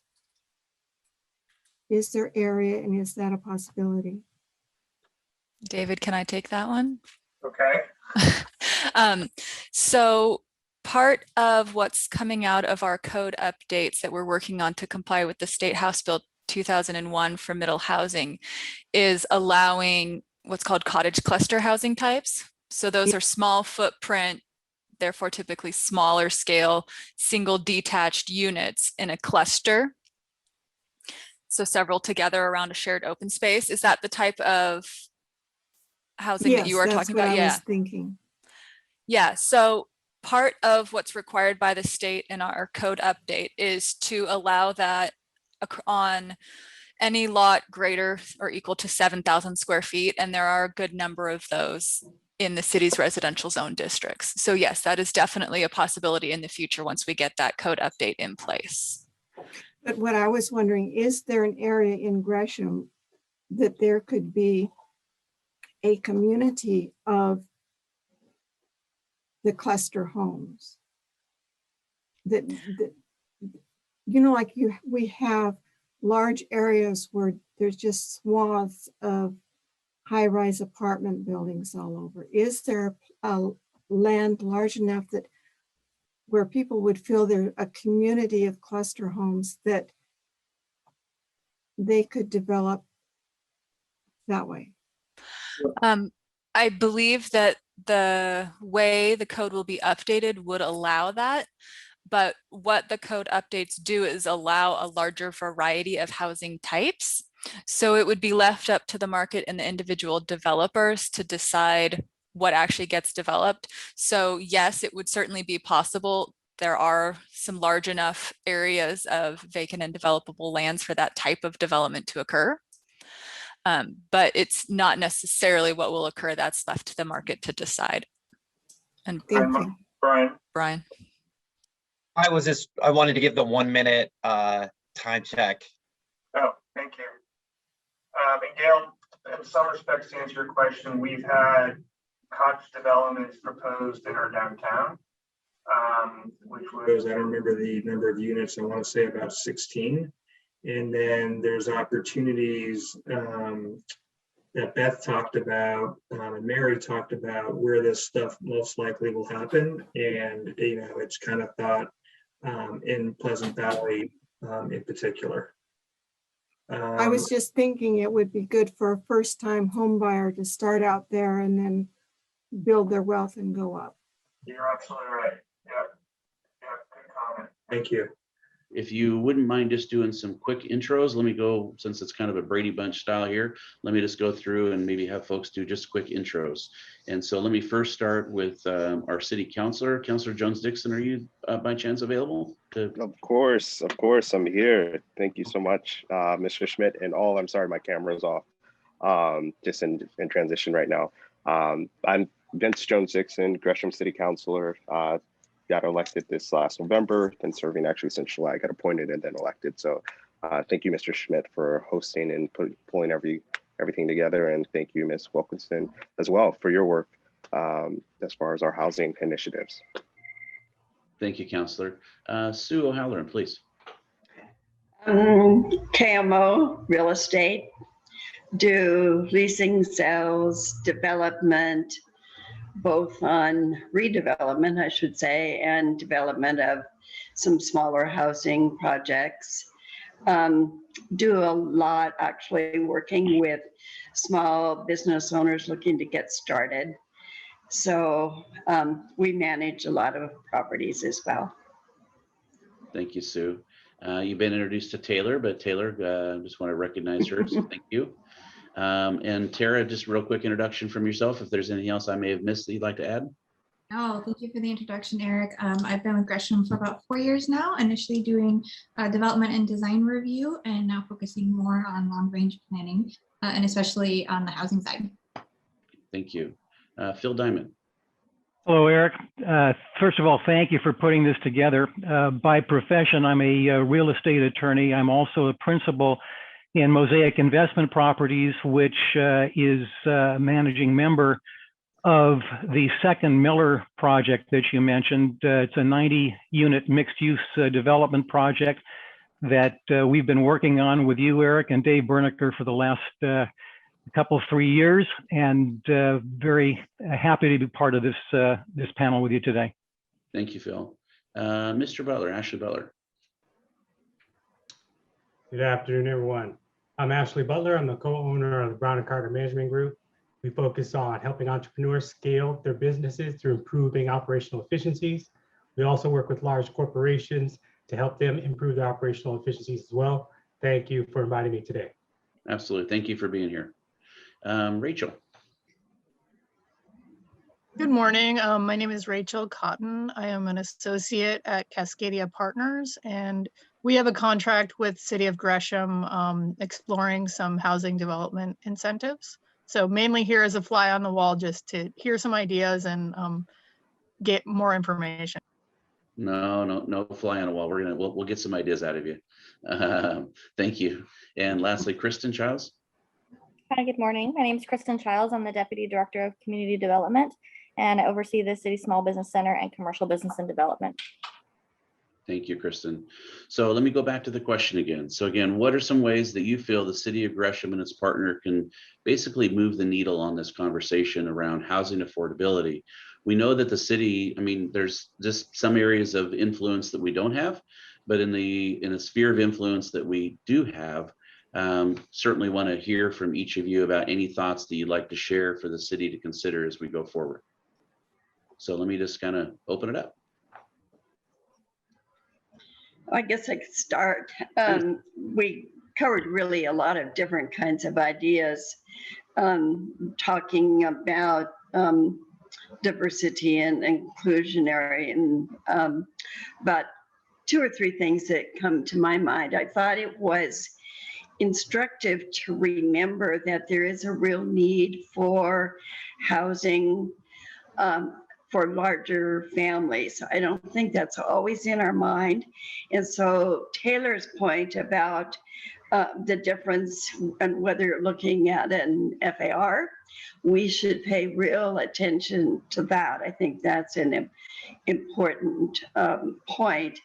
And in fact, we are really, although we have a fair amount of land, we're so burdened by lack of infrastructure that is actually going to have to be, I think, a focus that we are going to have to work on with county and state level, because that still is going to be really difficult for us to overcome. And then lastly, I really liked some of Nate McCoy's comments, and I thought it would be really important for us to engage a little bit better with Mount Hood Community College and small business and some things along that kind of line. Thank you, Sue. Others, let me go ahead and open it up. Any thoughts, initial thoughts? Phil, I know it's been I know again, we've been working with you for a few years, but just from your perspective and just any thoughts that you might have. Sure. I guess the bottom line would be, Eric, is to continue doing what you folks have been doing. By that, I mean, you've had remarkably quick response and follow up to all of the issues that we have gone through with the early design consult, the early discussions with the planning department, and so on, and accessibility and returning phone calls and emails right away really sets you folks apart. And so I would say continue to do that. The other thing I would say is what you've done with this program today to connect people, the various players that are involved in bringing projects to reality, is really important. As you know, our goal from the beginning with our project on the west side of historic downtown has been to take it through pre-entitlements, which we've done with you folks, and then to hand it off to the developer who will actually build it. And so that's what we are looking for. And I thank you for helping us today to potentially connect with somebody who will then take it the next step. Appreciate that, Phil. Thank you. Other comments? Just a comment on Phil's, actually, there's a number of projects that have gone through ready to develop, but finding the actual investment money to put the project up off the ground and meeting where market rates are has been really tough. So we've got 2 or 3 different projects that we've gotten right to the point, but you can't get it up off the ground. Yeah, I think that's, we first came to Gresham because of the job growth story and lack of housing starts, kind of looking at the economics. And I think it was very clear that we were able to come in as a smaller developer with lower overhead, and without institutional equity, we were able to have projects that were, everyone was happy at the end of the day, but without, the thresholds that institutional equity sets, makes it really hard to do projects in emerging, markets like this. So really, I think if you can make yourself appealing to small developers by being really accessible, that helps a lot, because they're going to be the ones that are going to be able to infill these smaller parcels throughout the city. And one more thing I was going to say, and Tara, maybe you can help answer this, but I know rezoning is such a big process, and maybe unrealistic to completely redo a zoning density, but is it easier in the process to do density bonuses or overlay certain density bonuses in certain areas, like if you're within a mile walk of a light rail station? Because I know right now the zoning reflects the proximity around the light rail stations, but if it even expanded out so you could get an extra layer of density on some of these CMU zoned. That's a good suggestion. Thanks for the question, Taylor. I think that's a great question. I think something that we have looked at and batted around internally, because the plan map amendment process that you talk about, the rezoning process for a specific lot, can be long and challenging, and is a significant investment, and there's lack of surety, as you mentioned. I think it is worth the city having internal conversations about, okay, our corridors may be an appropriate scale to be upzoned to a certain extent. And that could be in the form of an overlay or density bonuses like you're talking about, because we have those in certain areas of Gresham, but we don't have them in other areas. So if you're eligible for density bonuses in downtown, but you're probably not eligible for density bonuses in our corridors. So, you know, there are different mechanisms to allow increased density. And there are certain things that we can do or look at internally, like doing expanding the areas in which we allow density bonuses. Or it may be appropriate to take a look at some of our corridors, like where we have like CMU or MDR 12 or 24, which you're familiar with, and say, hey, we actually think it's a bit more appropriate to allow density overall. Just make a internal edit to what that zone what we allow in that zone to be developed, because it will help projects pencil out for developers.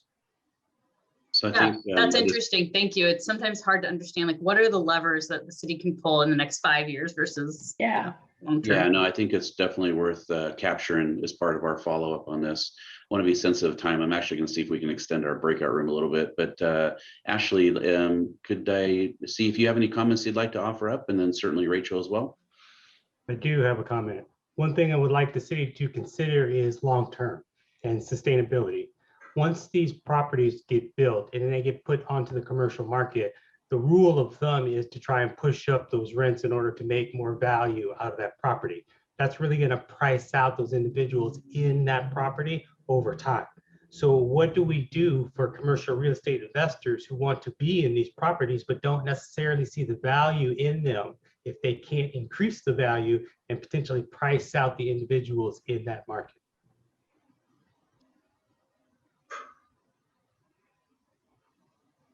Sorry to hit you with that, Eric, while you were moving. No, I heard it kind of in transition, and I know Tara's capturing it, so my apologies. No, I don't think I captured that very well. Can you give me a briefer synopsis? Yeah, I'll summarize that again since there's a movement happening during that phase. So basically what I was saying is Taylor alluded to it. There's sustainability element that Nate McCoy alluded to as well. Long-term, over time, once we build these properties in Gresham, they will go into the secondary market for resale. Commercial investors will look at those properties, and those properties may not be good commercial real estate investments, or they may become good investments and price out those individuals in that space at that time. So we need to talk about sustainability and what do we do for commercial real estate investors and people in those properties long-term to make it sustainable for everyone. So there's an equitable outcome for everybody involved. If that was a long summary, I apologize. No, I appreciate that. I want to be sensitive. I know what's going to happen in 19 seconds. We're all going to naturally go back, but we're working on trying to get another 5 minutes. So worst case, we're going to go back and then we'll come back here for another 5 minutes. So hang on a second. Yeah, so we're unable to add more time. So what's going to happen? Let's go back. I'll see if we can break out again. Worst case, if we can't, let's continue the conversation. Okay, thank you very much, everybody. Apologize that we should have had a little longer.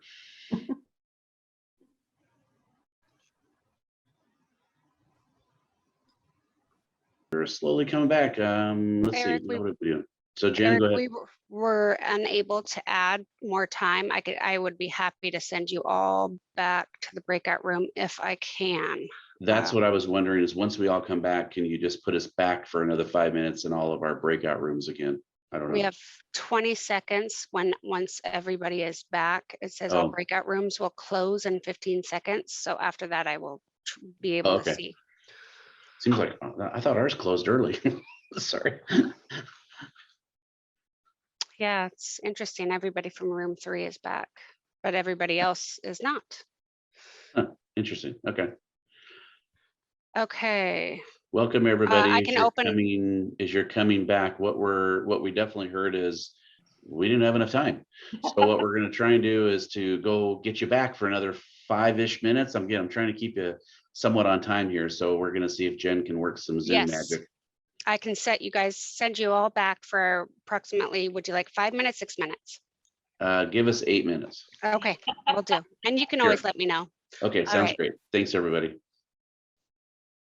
Now you've moved chairs. I mean, that's okay, but that's all right.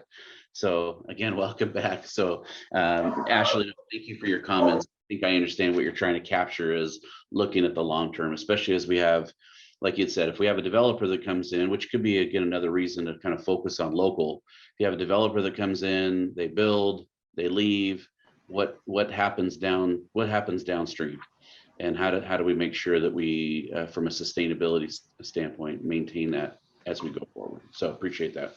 And Ashley, Go was it correct that there is an aspect of that where we're looking at sustaining tenants over time as well in their units? So as ownership transitions, how does that occur? That's correct, Chair. Thank you. Yeah, thank you. Taylor, go ahead. Yeah, I was gonna say, and you see that being done with like tax credits to keep a certain affordability or like, certain rent controls. And, as like a market rate developer, I don't think there's necessarily rent controls can be calibrated correctly, that they don't, adversely affect the market, especially in a, for new construction. So, we go through that now because we have short and long-term holds. And I kind of personally fear that because you don't really know what will happen when someone else buys your building. So I would love to learn like what other cities are doing around this other than kind of affordability covenants and rent control, because there has to be kind of some other tools. Well, I've only heard just to talk about the start of the process. How do we develop?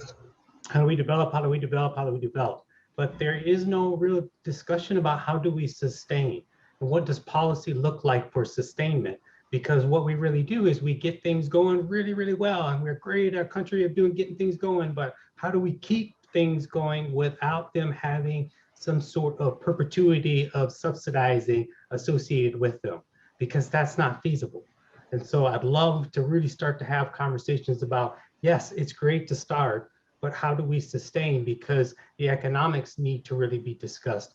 Like what Nate was talking about, how do we develop the workforce? But not only just developing people to go into the working system, but also to develop wealth for those individuals so they can make decisions for their communities based off of economic intelligence, rather than just being a part of a system that they're being told that they need to be a part of. So I want them not only to have choices of where they live, but also to have choices about what places in the system they actually get to reside. So go ahead, Sue. I think that's an important point for us to kind of always keep part of the conversation, but it's also the importance of home ownership, because if you have a good balance of opportunities for home ownership, it actually has an effect on market rates for rental properties. So as you have in today's marketplace, it's difficult to become a homeowner. And so what that has caused is a fairly significant increase in rents. So I think that balance between home ownership and rental properties is a really critical point for us to always keep. One requires cities like Gresham to allow middle housing types. That's something we heard about from Beth. And I assume the city's in the process of exploring some code amendments that would create things like maybe reduced parking standards is one kind of obvious development cost that if there are ways to reduce those, it can be controversial, but some of those are required by the state legislature.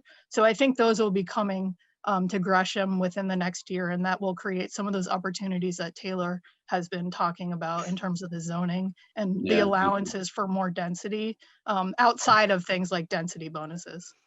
Yeah, thank you. Yeah, that work is definitely underway with House Bill 2001. I think by the end of the year, Tara, is where we're looking to have code adopted by council as it relates to the full implementation of House Bill 2001. Yes, that's correct. And then Senate Bill 458, which allows land divisions for middle housing, is also on the docket. So that will be helpful as well. And that should be in place by next summer. Thank you. And I think again, I think there's things, what I hear is factors, influences that the city can help with It is about removing barriers. It's about looking at our codes, our regulations to see how we can streamline processes, efficiencies, because we know there's also a time to market that we need to be aware of, right? In terms of just how long it takes. And some of that's on our watch in terms of what we can do holistically when we think about the entitlement process and building permits and things like that. So we're mindful of that as we go ahead. So what are some ways that you feel the City of Gresham and its partners can help move the needle forward in terms of development of quality, diverse, creative, affordable housing? For example, are there specific policies, incentives, or actions Gresham could take to achieve the desired outcomes that we've been discussing today? Can we do a quick round of intros? Sure. Yeah. Nathan first. Yeah, I'm happy to start. Hi, I know Allison and Joe, but hi, Wiley and Steve. I'm Nathan Clark. I'm a staff member for Multnomah County Commissioner Lori Stateman. Great. Awesome. You met me already, Steve, with Habitat for Humanity. Allison? I'm Allison Dawn. I'm a senior manager in the city manager's office with the City of Gresham. And Wiley? I see that Wiley has a note that he's not able to access his mic, so he's going to participate via chat. Okay, great. Okay, so to start, and we have about 14 minutes now before we'll get sent back to the big room. Does anybody have any initial thoughts on the topic? Yes. Lots of thoughts. Go ahead, Nathan. So, yeah. Is there anything in particular that you all are looking for to move forward? Any specific areas, or is it pretty general still? I think pretty general. Okay. I think I have a couple initial thoughts from, I love anytime Eco Northwest talks. So I was very happy to hear their report. And listening to a lot of the comments and questions from community members, I think there's lots of things that can be done because this is a giant issue that's not going to be solved anytime soon. I think it could be really helpful for the city if they really prioritize what actions they're doing so that communication can be clear to the community.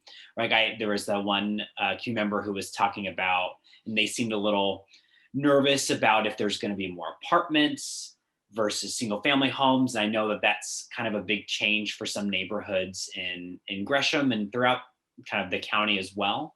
But I think really clear communication on the benefits of building up and really kind of talking about the necessity of it. And I know some folks are talking about, can we expand the urban growth boundary? And, I know that there's a lot of arguments for it, but there's also a lot of arguments against doing that every 20 years and why it's not great, especially as we don't have the infrastructure to support that. And so why building up is important. And the other thing I would say that was on topic about home ownership, as someone who recently bought a home, but is also a professional that makes professional wage, it's very difficult to do. So I can't imagine being in a lower income and trying to buy a house in this region. It's just not possible without very intense government intervention on behalf of a down payment or eliminating that. Because even if you do an FHA loan, then you get mortgage insurance and you're paying more than you are your rent. So why the hell would you buy a house, even though it's a good investment, if you can't afford a higher increase in your mortgage and you can't afford a large down payment? So I think that's something that I also agree is the ultimate goal, if you can get more families into owning their house, because that does create generational wealth and helps close that gap, especially for communities of colors. But that's just not a reality, especially for the kinds of jobs that our lower income folks are working and being paid. I don't have an answer for that because, the county doesn't, the city doesn't, lots of cities don't. That's a hard one to get to. Yeah, I mean, I think the simple answer to that is that shifting some of the subsidy you're right, it doesn't work without subsidy. But we're investing $150,000 or more to create each unit of rental housing right now that's affordable. Less than that could go to helping those same families buy a home and actually have much less of a long-term cost by the public sector because once that family's in their home, you're done helping them. They don't need future subsidies. And I'm with Habitat, and we have a regional focus all the way out to Hillsborough from Gresham. And when I think about what opportunities exist in Gresham, we saw in all the Eco Northwest slides that Gresham's a little bit unique in that it's more affordable than the rest of the region. There's more land availability. When I think back of what I wish we did 10 years ago in Northeast Portland, in Hillsborough, and other areas, is buy up land, because that's what's most challenging for us. So if there was a way, and there's places that have done this, Eugene has a land bank, but in terms of action now, if the city were helpful, I don't know if it's necessarily the best practice for the city to be the landowner in a land bank. Sometimes that creates more bureaucratic process and than helpful, but there's other privately owned land banks in the country as well. But orchestrating a way to tie up and get properties, especially strategically, off the market for the next 10 years of development, so that creates a lot of opportunity for future affordable housing. Thanks, Steve.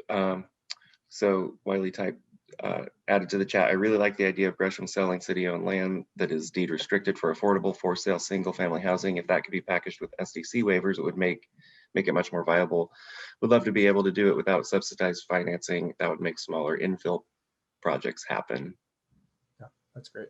The other thing that you can do there is once the city owns the land, and you can change the zoning, which to create some higher density. And when you do that before it's tied up, it increases the price, which makes it more difficult to buy.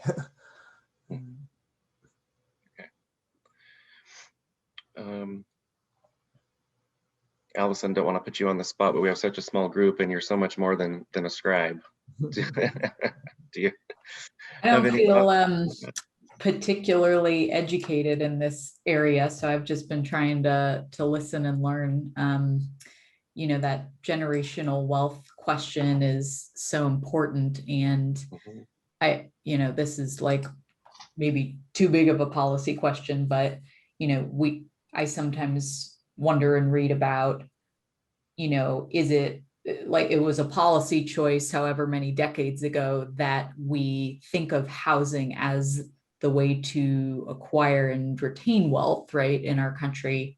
And is it worth rethinking that sometimes? And is it worth rethinking whether there are other ways to create wealth such that renters don't, you know what I mean, such that we don't have to put so much policy energy into converting renters into homeowners, but we can just enable renters to succeed as renters and not kind of pay a lifetime or full family penalty for doing that. So this is probably more of a meta question than a what can Gresham do question, but that's it's always fun to think about the meta questions anyway. Yeah, I knew you would have some brilliant insight, and I don't know if that was brilliant, but thank you. Apologies again for putting you on the spot, but I feel like I'm in the same boat as you.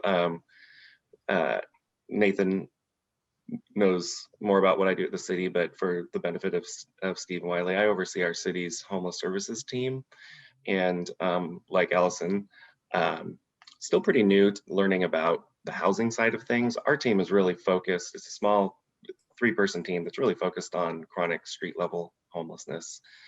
And but the housing piece is just a completely different animal. Most of the clients that we're working with it's a small segment of the population, but housing affordability has little to do with the issues that for the folks, the 50 or so folks that we're dealing with. But it is I've enjoyed this conversation, and it's been really interesting to listen to. I think the other unique opportunity in Gresham is that there are also some larger sites. Nowhere else in the region are you looking at 5 or 10 acre residential sites that are not, that are fairly affordable. And rather than one type of developer like Habitat could come in, buy it, and we'd build a lot of the same product, but those are opportunities for much more of a mixed use, mixed income type site that takes the city to help with sort of how that could get set up and structured so that it could work. And I think if we identified a few key sites and figured out how does the public, private, nonprofit sectors come together on that. Again, these are privately owned sites currently, so there's some work there, but I think there's some opportunity as well there. I like that you brought that up, Allison, because I think it really, you know, some of these problems we're never going to solve until we have a federal government that I know people may disagree, but that has more of a role in our local government and has more policies that can kind of expand and put people first, because, you know, there are people who like staying in apartments and that's easier for some. They don't want to manage a yard. They don't want to have to take over all of those, you know, the issues that can come with owning a house, but, you know, they don't get to have the security of, you know, a fixed rent for 10 plus years or however it is. And I think that's something that I think should be looked at in the future is how do we protect those renters? And I'm not saying that's necessarily not a rent freeze, but rent control. It generally looks like that. But how do we just make sure people can stay in their homes and stay put while we help those folks who have been displaced, and then give people those options? Because, and I mean, other cities, people live in apartments or condos their entire lives because that's how the city's set up, and that's just how you do it. That's what it is. And I think that's just hard for folks in this region to really understand, because that's not something I ever experienced till I traveled to other countries and realized that that's just what you do. And I don't know how the county or the city or the state really packages that kind of a message of like, this is the future and we have to deal with this.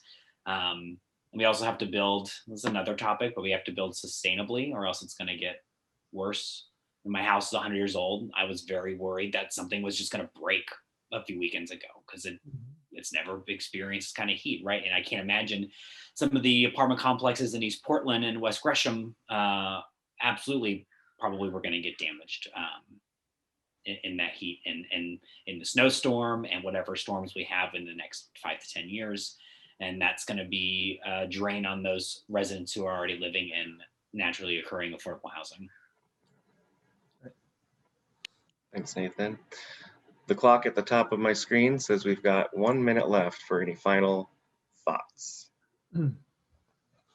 I think we need to shift, and I think we're starting to around homeownership product, whereas what mostly comes to mind are those single family homes with yards and property, and that isn't probably the answer for current renters who are making less than $50,000 a year.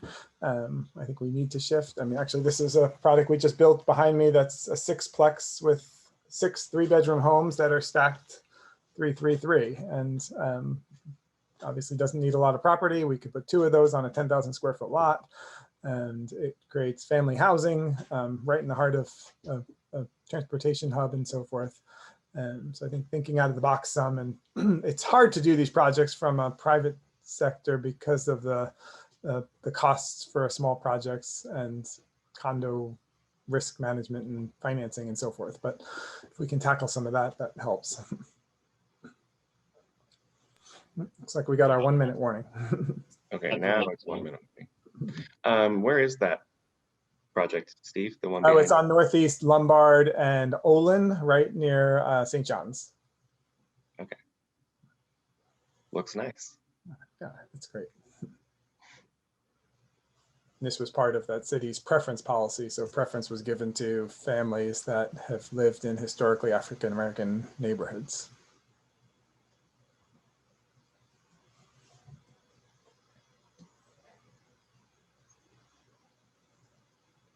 Just a few seconds left.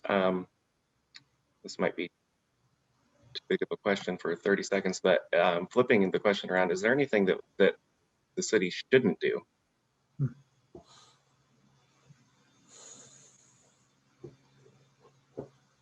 What not to do? What we definitely heard is we didn't have enough time. So what we're going to try and do is to go get you back for another 5-ish minutes. I'm trying to keep you somewhat on time here. So we're going to see if Jen can work some Zoom Yes. magic. I can send you all back for approximately, would you like 5 minutes, 6 minutes? Give us 8 minutes. Okay, we'll do. And you can always let me know. Okay, All sounds right. great. Thanks, everybody.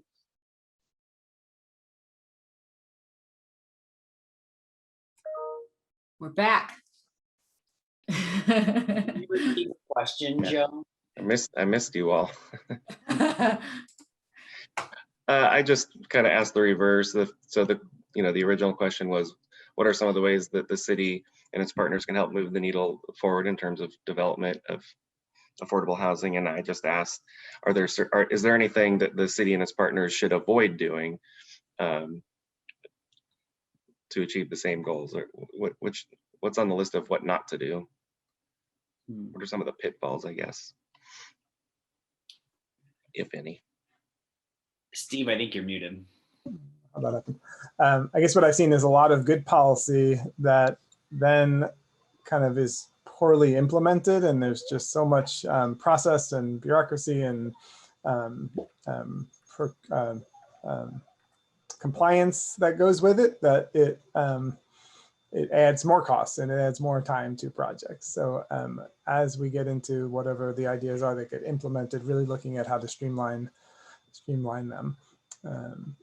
Even like things like, I wouldn't necessarily say don't go down the road of inclusionary housing or inclusionary zoning, but I think Portland's an example of how not to do it, because it's stifled development and isn't really working even on the projects that it is implemented on. But it's working in other places. So there's ways to do things that provide more flexibility, both on the kind of carrot and stick side. But devil does tend to be in the details on how things get implemented. Okay, thank you. That's really helpful. And that's one of the things that I had in mind when I asked the question, having been kind of loosely following along that very specifically about inclusionary zoning. And there was an article in the Oregonian maybe a month or so ago about how that's played out and maybe created some disincentive. So it's an interesting perspective to say, if I'm hearing you correctly, that a policy and incentives like that aren't necessarily the wrong approach, but what are the details of it? How can you make sure that it's done in a way that doesn't have unintended consequences? What are there some specifics you guys have in mind about why it's not meeting those intended consequences? Is it certain types of red tape that's standing in the way? Yeah, I guess a broader answer to that, I would say, is get the people in the room who are going to be most affected by the policy as part of developing the implementation details and procedures and so forth. I think what we find is that happens after the fact, and then there's years of process to fix it. That's a great point.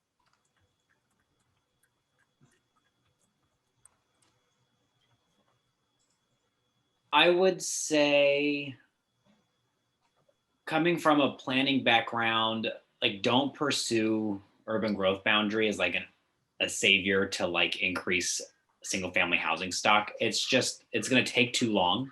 And, if we have a goal of by 2040 to, have 100,000 new units across the state, and you're focusing on that kind of an option, like, you're not going to build any. The other thing I would say is just really focusing on, if you're going to do vertical development along transit corridors, because the population you're serving is going to need that transit. And it's going to take the burden off the folks who are moving out farther east and southeast, as those like neighborhoods, they're not going to stop driving. And although I think the city should incentivize how to get those folks out of their cars, at least a lot of your building, if it's along corridors of high transit, will be really useful, and will push TriMet to do better.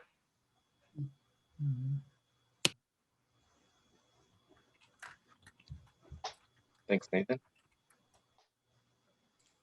Can I ask Steve another question that's just like scratching my curiosity?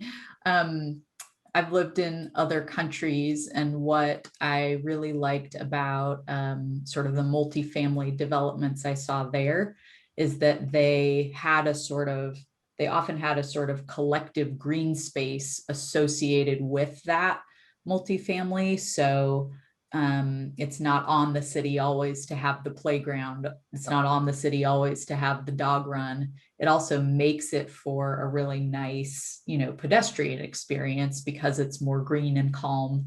Of course, it's also often a little bit transit oriented. I don't know, does that vary by city in terms of what the requirements are for green space with multifamily developments? Is that something that cities should start thinking about? Do people study the health and well-being benefits of that kind of thing? Often I see in Portland, high rises just built right up against the sidewalk. I understand why they're doing that from a density perspective, but I also think if you share the green space, that's still better than single family homes with their own yards, right? Yeah, I think that plays into the middle housing discussion in a big way, because a lot of the projects we would build, which is kind of that middle housing, with the last one we did in Gresham was on 165th and Gleason, which was 25 homes on about 2 acres or 1.5 acres, but had that kind of courtyard feel with a playground and a garden space. And you can do that if you're not, and in some cases we're having to actually just build to the minimum density because they're a multifamily site that we're building on and we don't want to build as high, or the low density, we need some bonus or something to get there. So there's not really a lot of great zoning that meets that, where you can put a decent number of housing and have the green space all together. And it does vary from city to city what type of requirements come in terms of that. But it's very possible in terms of building units and ensuring that space. And it works well in some cases, and some things haven't always worked well. Mm-hmm.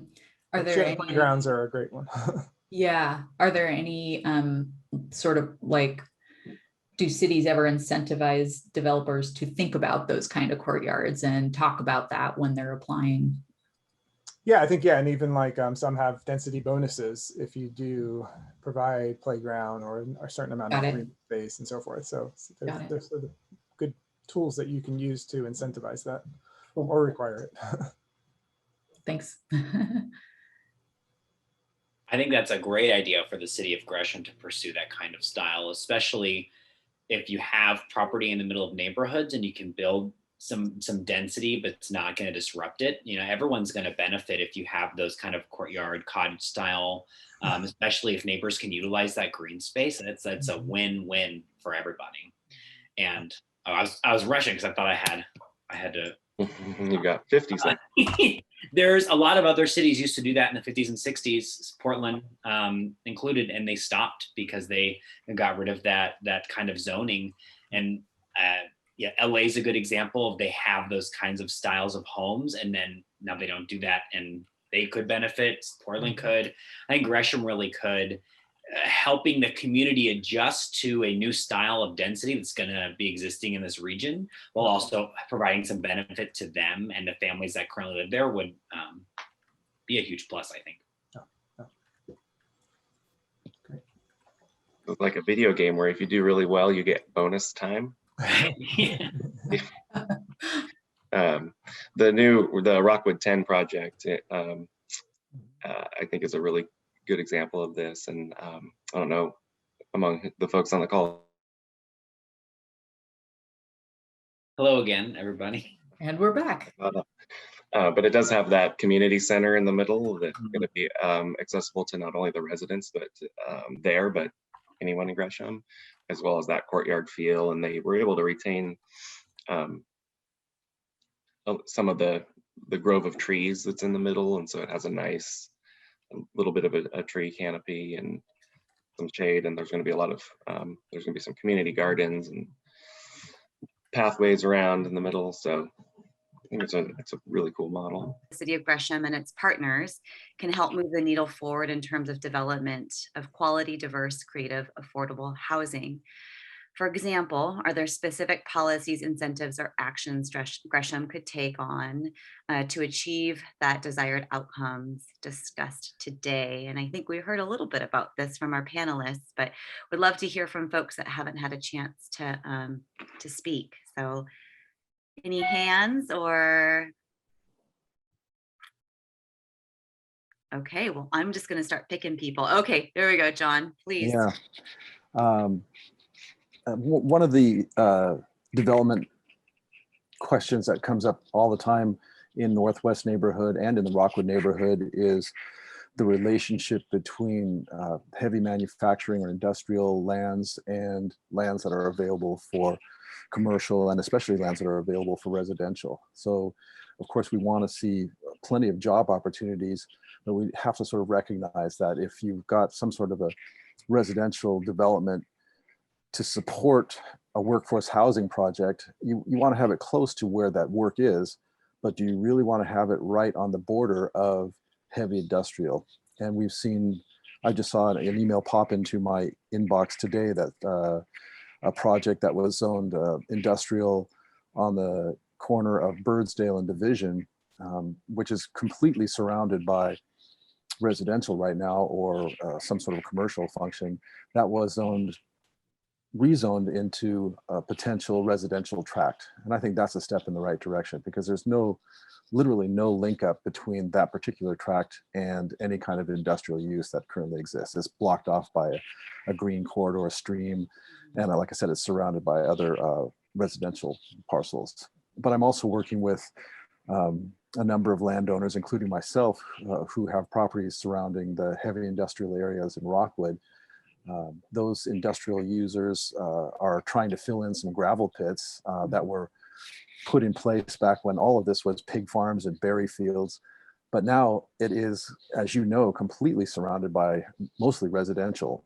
And I'm kind of concerned that there are existing apartment complexes that are bordered by rock crushers. And I'm not talking about, oh, there's a rock crusher somewhere nearby. I'm talking about a rock crusher sitting on a mountain of gravel 20 or 30 feet outside of your bedroom window. And it starts up at 6 or 7 in the morning and goes until, I don't know what time at night, but I think it could conceivably go and 24/7. Well, no, I think probably 10 o'clock is the time when they have to shut things down according to noise codes.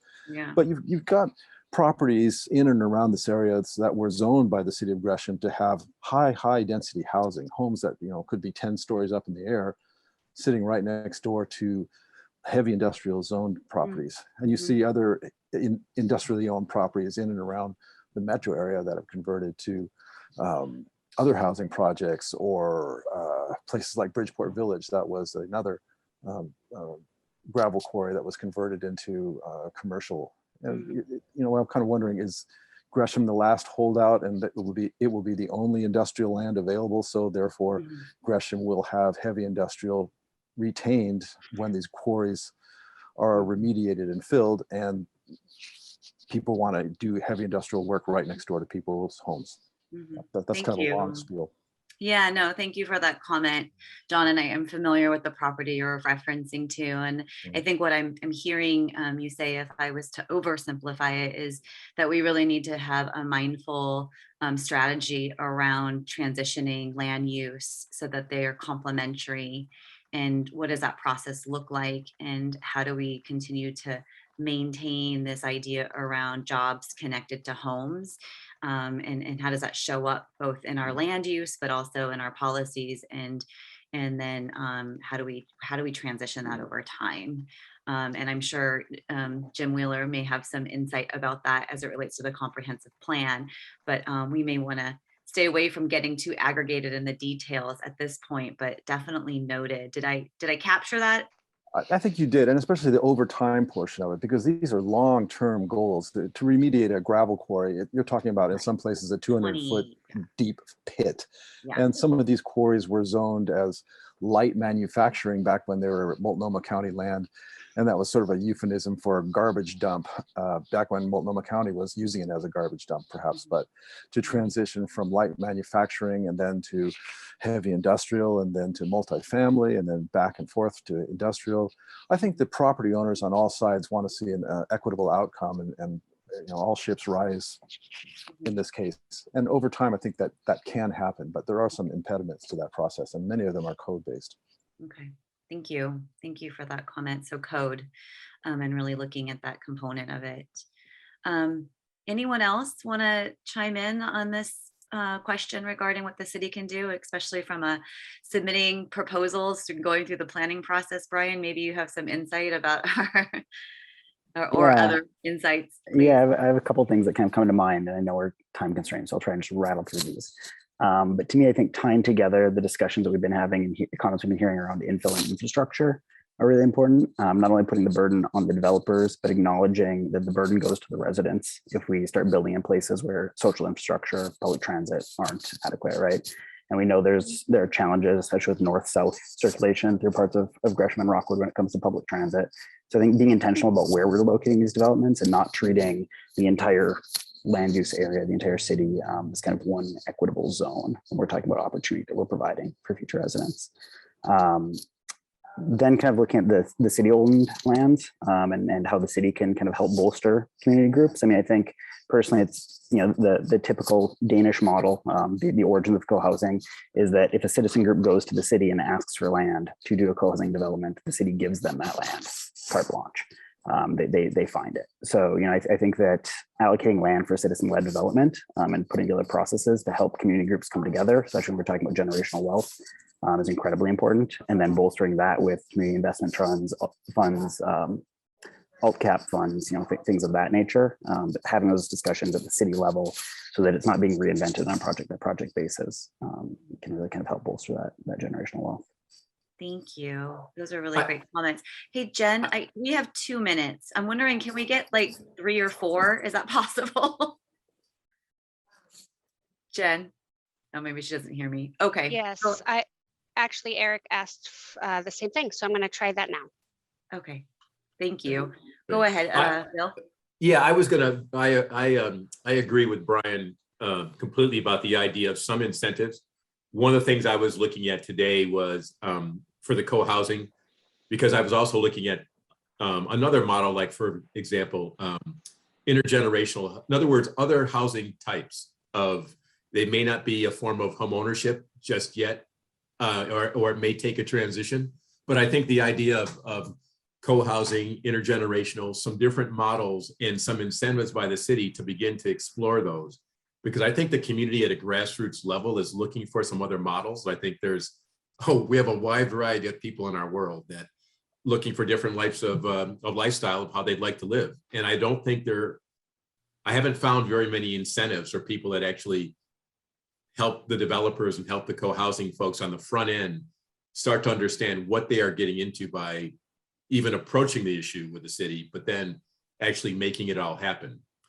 They're usually willing to make the investment and start to move forward with acquiring land or developing a movement of people that are interested. But taking the next steps to the city is a huge risk for them. And I think some incentives would really help looking at some different models.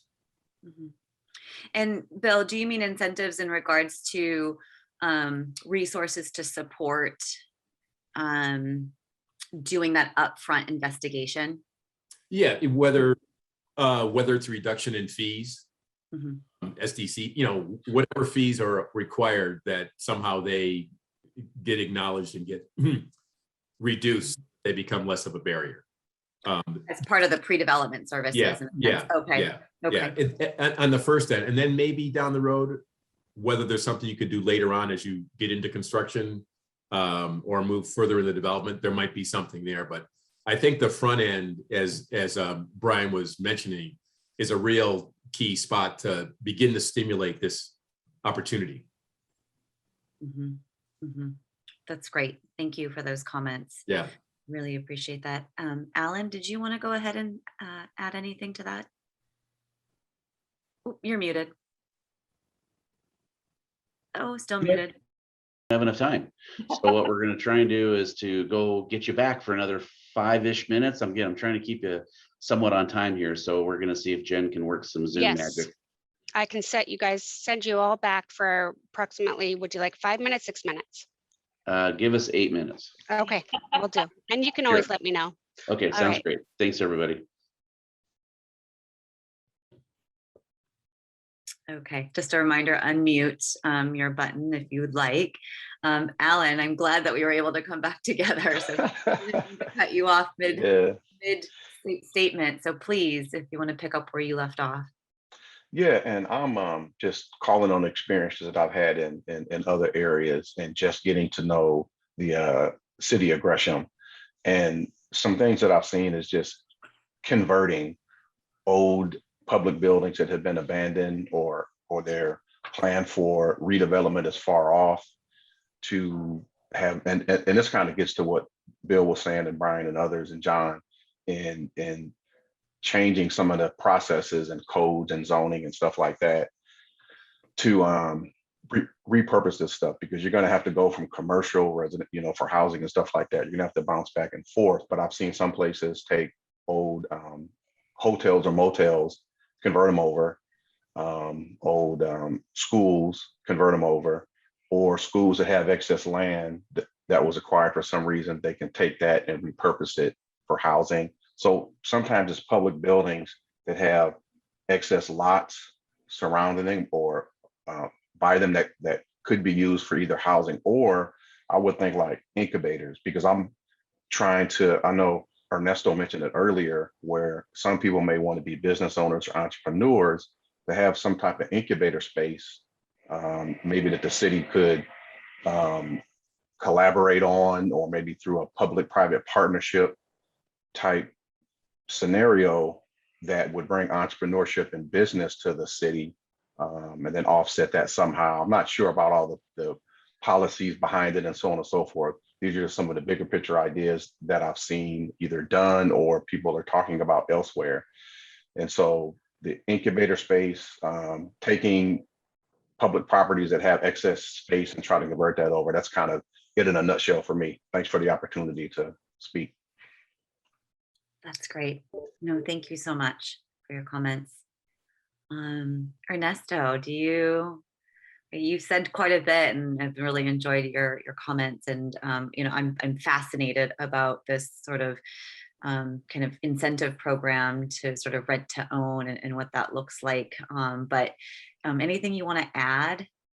No, well, yes. I think that coming up with that program will be a collective effort within the different cities and jurisdictions across the state. So one of the things that the city of Gresham could do, and I think that the city of Gresham in any case needs a little more presence in Salem, is to convene some of the major cities or all the cities, for that matter, on the state, and have a working group in which you could be the thought leader coming up with this idea and then bring this idea to the state. If we leave this up to the state, meaning that we are going to have Oregon Housing and Community Services to come up with their own plan for us, City of Gresham, City of Portland, Hillsborough, you name it, I think we're going to be coming out short. They are pretty slow at change, and I think it is up to smaller jurisdictions, meaning City of Gresham or Hillsborough, and anybody else, to really show them the way as to what we can do. What Aubrey was telling us in the chat, apparently some of this work has already been implemented in Utah, so we could learn from that program and simply just bring it up to their desk, as opposed to having them, come up with a brand new idea that it's been untested and so on and so forth. The new market tax credit is already there. I think we can utilize that money for homeownership. Homeownership at the same time, like Steve was saying, it's a tool for really developing and accumulating assets, especially for the low income ladder of families and individuals. And that is an economic development tool. It takes a long time, like anything economic development strategies do, but we need to start at some point. This will increase your tax base, for the city of Gresham. It will increase permanency from some of these families and individuals. It will build assets, for generations to come. but we cannot, simply sit and wait for what the state has to offer to us and simply take it, because it's never enough. We need to show them what we need, and then not only what we need in terms of housing, but also what we need in terms of financing resources for us to develop the kind of housing that we need. And homeownership, there's a huge gap there. Homeownership, again, is not for everybody, but a lot of families do want it. So. Thank you for that. And if I remember correctly, is that a program out of California that structured those? No, Utah. Utah. I will ask Aubrey. I think he sent the. In the chat. He did. Oh, okay. Yeah. That's great. Yeah. Yeah, I think we need to explore that more. And what I'm also hearing from you is just taking that to the state from an advocacy level and stating that we don't need to create new solutions, but perhaps look at some that are precedent and modify, or look at statute in ways that we can support doing it more effectively. And I think that's a great point. Can I ask a question? It would be, I think, a good forum to discuss this, and it's not on our script, but there is this active discussion around limited shared equity versus market equity in regards to home ownership. Do folks have any thoughts about how or how to get to a place of understanding around what maximizes the benefit for wealth creation when it comes to home ownership? The limited share equity keeps sort of the long-term shared equity in the project for an infinite amount of time. The market equity gets returned back to the person who purchases it, and then and then they start at market, right? And so that long term. So any thoughts about that? I can go, but is that more of a land trust model? It's both cooperative and both in home ownership models and land trust. Okay. Yeah. So I'm just kind of curious if folks have any thoughts about, I guess maybe it's not that it's one or the other. Maybe it could be both. Preferences. I feel like it's both and. I mean, I think that, a lot of this discussion has been swirling around there are models out there that we're just not using. And we need to streamline and make those models more known so that people can tap into them. I think, limited equity to get somebody that's maybe younger or hasn't had the opportunity to build up that down payment, for 5 years out, 3 years out, 10 years out, whatever it is one thing, right? And then there's gonna be other people that would want to leverage kind of the more market rate solution. Ernesto, were you about to say something or? Yes, so we've been discussing this particular issue of shared equity for quite some time. It achieves some of the goals of keeping some of those homes, accessible and affordable for a long time, but also keeps those individuals that historically haven't been able to accumulate assets, on the same level. So you're basically keeping people from building equity over time. Most of the housing in this country is owned by white families, white individuals. They reap the benefits of the market, moving forward, while other individuals, we continue to put brakes and policies around them, so they cannot really build that equity over time. If we really want to find, shared resources and shared wealth in this nation, housing has been one of the most powerful tools for anybody, real estate, for anybody to build those assets.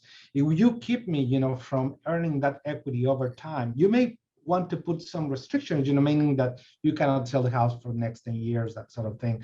That would be fine, so we can keep some of that affordability for that period of time. But then after that, I think I should be entitled to reap some of the benefits of gain equity.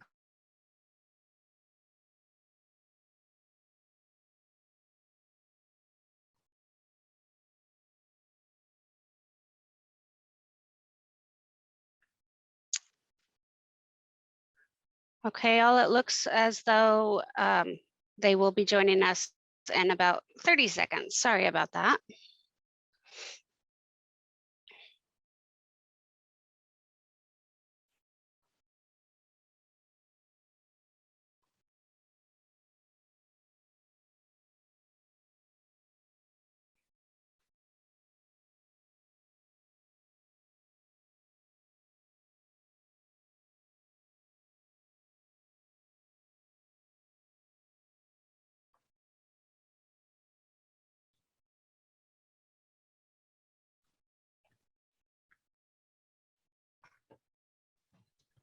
Jen, are all the rooms look like they're coming back right now? Yep, everybody Okay. is back. All right. Okay, welcome back, everybody. Sorry for the back and forth a little bit, but hopefully we got you all back here. And at this point, what we'd like to do is we'd like to just get a report out, brief report out, please. So scribes, if you can kind of keep comments down to too much, but kind of capture the highlights of what happened and what were the takeaways from your respective breakout sessions. And so I guess let me go ahead and start with room number 1, which was Shannon as a moderator and Marlene Myers. So Marlene, if you have any comments, please go ahead and offer those forward. I have a lot of takeaways. I'll try to make them brief. Finding funding sources other than the city funds, very important. Community engagement, love the Rockwood model. Figure out how to have conversations. Why should we support housing affordability? Discussions, help people understand equity. How you frame the conversation, making sure housing is affordable, not affordable housing. There's a connotation that goes with that. Continued city responsiveness. It's been great. They don't experience it in a lot of other jurisdictions, and it's invaluable. Reduce code, streamline. What is baseline for development? Make it clear and easier to show requirements are met. Can affordable housing dollars help developers in developing? Encourage how to simplify code and still get what we want. Maybe design standards. That's how we get it. Survey with the broader community. What do you want? What do you need? Do you need to be close to transportation, schools, that type of thing? Keep people in place and bring people into housing. Offer carrots to local businesses, developers, to keep people here in Gresham and to encourage people to come to Gresham. Focus on moving forward, sustainability into the future. What does that look like? Maybe not what we have right now. Maybe the future holds something different. Continued policy discussion, include partners so they can advocate and participate. Hope I didn't miss anything. Marlene, you did a great job. That's great. Appreciate that. Thank you for that report out. And again, I guess as we go through this, we'll be going fairly quickly. We're going to ultimately capture all this information together and certainly can get this back out to everybody on the other side. So room number 2, moderated by David, and our scribe is Mary Phillips. So Mary, please. So thank you. I think we started off by talking about how there are incentives available for affordable housing below 80% of MFI, and market rate tends to be built at 120% of MFI plus. And so a role the city could play is to fill in that gap between 80 and 120% of MFI for incentives.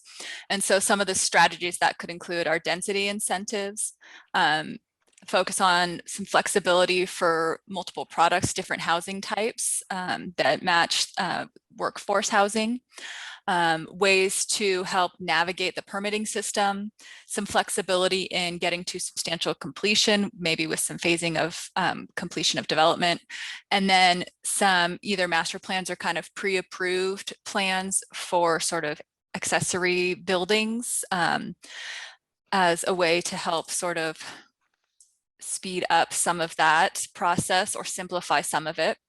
Another portion of our conversation was talking about housing as a component of the city's quality of life. I think there was a lot of conversation about that in the main conversation as well. And then it was brought up that when thinking about that sort of quality of life and the attainability of housing, that cluster housing might be a good opportunity for first-time home builders, buyers, and starting to build on that home buying and intergenerational wealth as a good entry point to the housing market. That's great. Thank you, Mary. Appreciate that. Appreciate that report out. And room number 3, I helped kind of moderate that. And Tara, if you have some comments that we've talked about, that would be great. Yeah, thank you, Eric. So some of the major takeaways from room 3 were that collectively, the city and various stakeholders should discuss sustainability in the long term. So examples would be sustaining tenants and their units over time, even as apartment complexes ownership turns over, sustaining affordability over time, and helping individuals find their place in the workforce. Along with that is how can the city increasingly support access to opportunity and workforce development? Can the city evaluate ways to increase maximum density in areas or zones that could be appropriate for it? The city should keep top of mind that there's a strong need for larger units with more bedrooms. Attending to the city's infrastructure needs will be important in the future. The city should continue the quick response to developers, particularly related to early design consults, early planning meetings about project feasibility, and maintain the accessibility to small developers who may be more inclined to pursue smaller infill developments in the future. Continue connecting partners and players in development through events such as this forum. And also bear in mind that getting housing projects started can be quite challenging, as well as the infrastructure costs. So how can the city further evaluate tools such as urban renewal or low interest rate loans to help these aspects of development? Thank you, Tara. Yeah, I think that was a big question. It seems to be a pretty common thread today around infrastructure, ways that the city can help partner. I think that'll be definitely one of the threads of conversations that we look at beyond, and have conversations with City Council about some different options and approaches around that. So thank you, Tara. Room number 4, Joe Walsh was the moderator, and Allison Dunn. Allison, could you please provide a summary? You bet. We talked about how it would be useful for the city to prioritize what our housing actions are and clearly communicate that to the community, including what the benefits are of building up and building dense, and talking about the value of that. Broadly, of course, we talked about how home ownership is difficult, and it's not, very affordable for many of us in this region. One participant talked about how, when we think about Gresham in terms of our sister cities in the region, Gresham is unique because there's more affordable housing, or more affordability, and a little more land available. And so being mindful and thoughtful about what to do with that available land as we go into the future, so that it can be potentially restricted for affordable development. Some talk about how, shifting, just having a shift in what we collectively think of as, home development, and how single family properties with a private yard are maybe not, where we're going as a region in terms of development. Thinking generally about, the outcome you're looking for, and how to create a policy that actually gets to that outcome, and making sure that the stakeholders are at the table when you're developing that policy, to make sure that, there isn't too much bureaucracy and red tape. And I think there was some discussion of potentially some inclusionary zoning policies have restricted development, and making sure that that such policies actually get to your intended outcome. We also talked a little bit about considering green spaces and recreation spaces along with dense development, and thinking about what models there are to do that. Shared courtyards with for cottages or for multifamily developments, so that families in those developments also have room to play and recreate and get some green space. Rockwood 10 got a shout out in that conversation as a good example, where there's a community center and some retained trees and that kind of thing. So yeah, that was our discussion. All right, thank you, Allison. Appreciate that. And lastly, room number 5, Emily Bauer was the moderator, and we have Ashley Miller. Ashley, if you could please go ahead. Yes, thank you. I'll run through the different discussion points. The first is that the relationship between residential and heavy industrial or other zoning similar to that was brought up. So, how close do you have heavy industrial zoning to residential areas, especially next to more, high density residential areas and large multifamily that's already existing. So, a mindful strategy around transitioning land use to be complementary with zoning over time.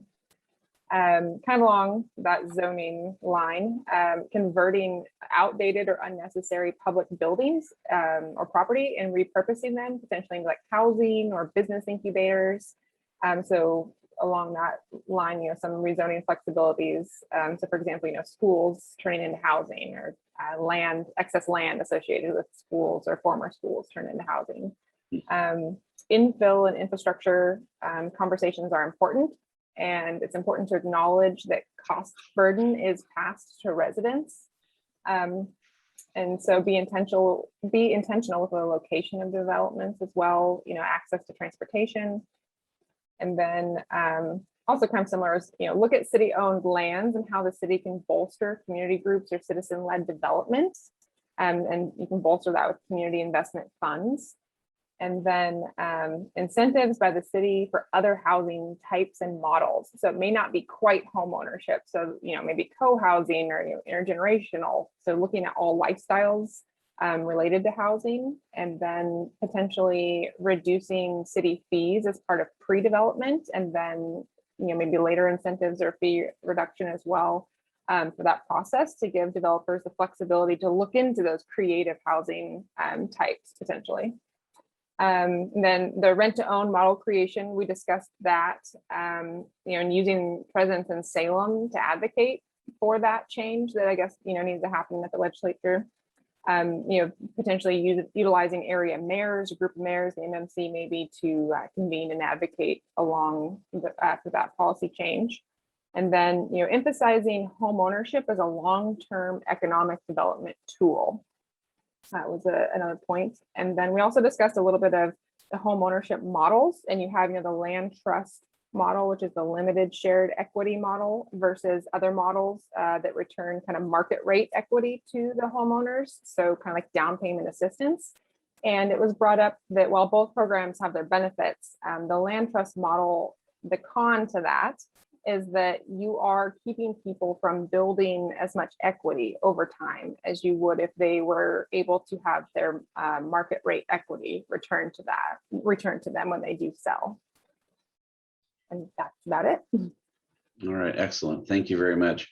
And at this point, what we'd like to do is we'd like to just get a report out, brief report out, please. So scribes, if you can kind of keep comments down to too much, but kind of capture the highlights of what happened and what were the takeaways from your respective breakout sessions. And so I guess let me go ahead and start with room number 1, which was Shannon as a moderator and Marlene Myers. So Marlene, if you have any comments, please go ahead and offer those forward. I have a lot of takeaways. I'll try to make them brief. Finding funding sources other than the city funds, very important. Community engagement, love the Rockwood model. Figure out how to have conversations. Why should we support housing affordability? Discussions, help people understand equity. How you frame the conversation, making sure housing is affordable, not affordable housing. There's a connotation that goes with that. Continued city responsiveness. It's been great. They don't experience it in a lot of other jurisdictions, and it's invaluable. Reduce code, streamline. What is baseline for development? Make it clear and easier to show requirements are met. Can affordable housing dollars help developers in developing? Encourage how to simplify code and still get what we want. Maybe design standards. That's how we get it. Survey with the broader community. What do you want? What do you need? Do you need to be close to transportation, schools, that type of thing? Keep people in place and bring people into housing. Offer carrots to local businesses, developers, to keep people here in Gresham and to encourage people to come to Gresham. Focus on moving forward, sustainability into the future. What does that look like? Maybe not what we have right now. Maybe the future holds something different. Continued policy discussion, include partners so they can advocate and participate. Hope I didn't miss anything. Marlene, you did a great job. That's great. Appreciate that. Thank you for that report out. And again, I guess as we go through this, we'll be going fairly quickly. We're going to ultimately capture all this information together and certainly can get this back out to everybody on the other side. So room number 2, moderated by David, and our scribe is Mary Phillips. So Mary, please. So thank you. I think we started off by talking about how there are incentives available for affordable housing below 80% of MFI, and market rate tends to be built at 120% of MFI plus. And so a role the city could play is to fill in that gap between 80 and 120% of MFI for incentives. And so some of the strategies that could include our density incentives, focus on some flexibility for multiple products, different housing types that match workforce housing, ways to help navigate the permitting system, some flexibility in getting to substantial completion, maybe with some phasing of completion of development, and then some either master plans or kind of pre-approved plans for sort of accessory buildings as a way to help sort of speed up some of that process or simplify some of it. Another portion of our conversation was talking about housing as a component of the city's quality of life.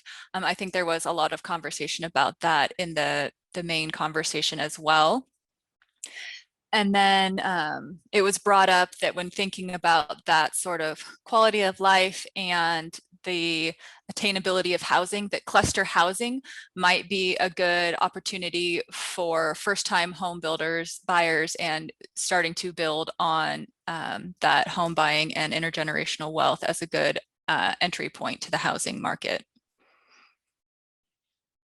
That's great. Thank you, Mary. Appreciate that. Appreciate that report out.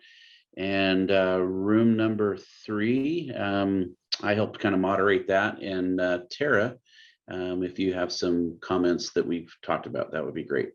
Yeah, thank you, Eric. So some of the major takeaways from room 3 were that collectively, the city and various stakeholders should discuss sustainability in the long term. So examples would be sustaining tenants in their units over time, even as apartment complexes ownership turns over, sustaining affordability over time, and helping individuals find their place in the workforce. Along with that is how can the city increasingly support access to opportunity and workforce development? Can the city evaluate ways to increase maximum density in areas or zones that could be appropriate for it? The city should keep top of mind that there's a strong need for larger units with more bedrooms. Attending to the city's infrastructure needs will be important in the future. The city should continue the quick response to developers, particularly related to early design consults, early planning meetings about project feasibility, and maintain the accessibility to small developers who may be more inclined to pursue smaller infill developments in the future. Continue connecting partners and players in development through events such as this forum. And also bear in mind that getting housing projects started can be quite challenging, as well as the infrastructure costs. So how can the city further evaluate tools such as urban renewal or low interest rate loans to help these aspects of development? Thank you, Tara. Yeah, I think that was a big question. It seems to be a pretty common thread today around infrastructure, ways that the city can help partner. I think that'll be definitely one of the threads of conversations that we look at beyond, and have conversations with city council about some different options and approaches around that. So thank you, Tara. Room number 4, Joe Walsh was the moderator, and Allison Dunn. Allison, could you please provide a summary? You bet. We talked about how it would be useful for the city to prioritize what our housing actions are and clearly communicate that to the community. including what the benefits are of building up and building dense and talking about the value of that. Broadly, of course, we talked about how home ownership is difficult and it's not, very affordable for many of us in this region.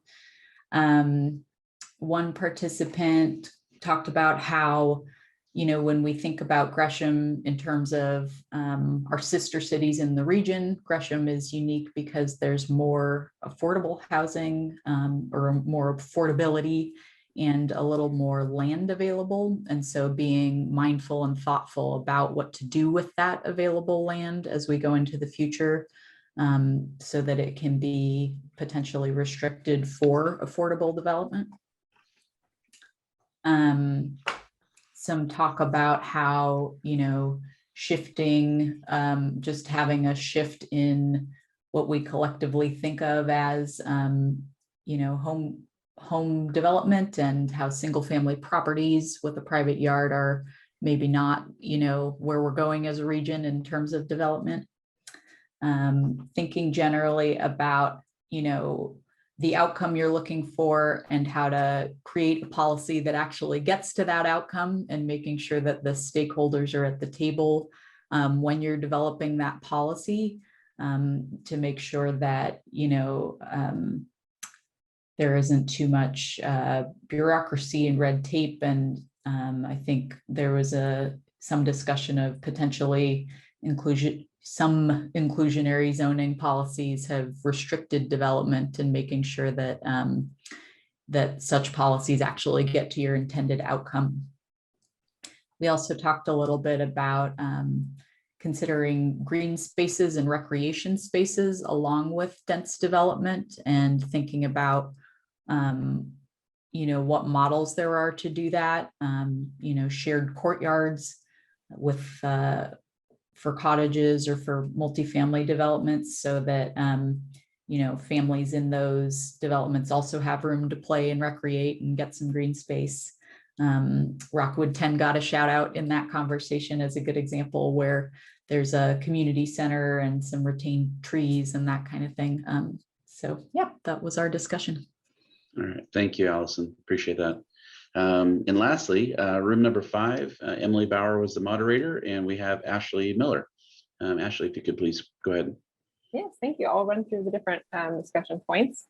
The first is that the relationship between residential and heavy industrial or other zoning similar to that was brought up. So, how close do you have heavy industrial zoning to residential areas, especially next to more, high density residential areas and large multifamily that's already existing. So, a mindful strategy around transitioning land use to be complementary with zoning over time.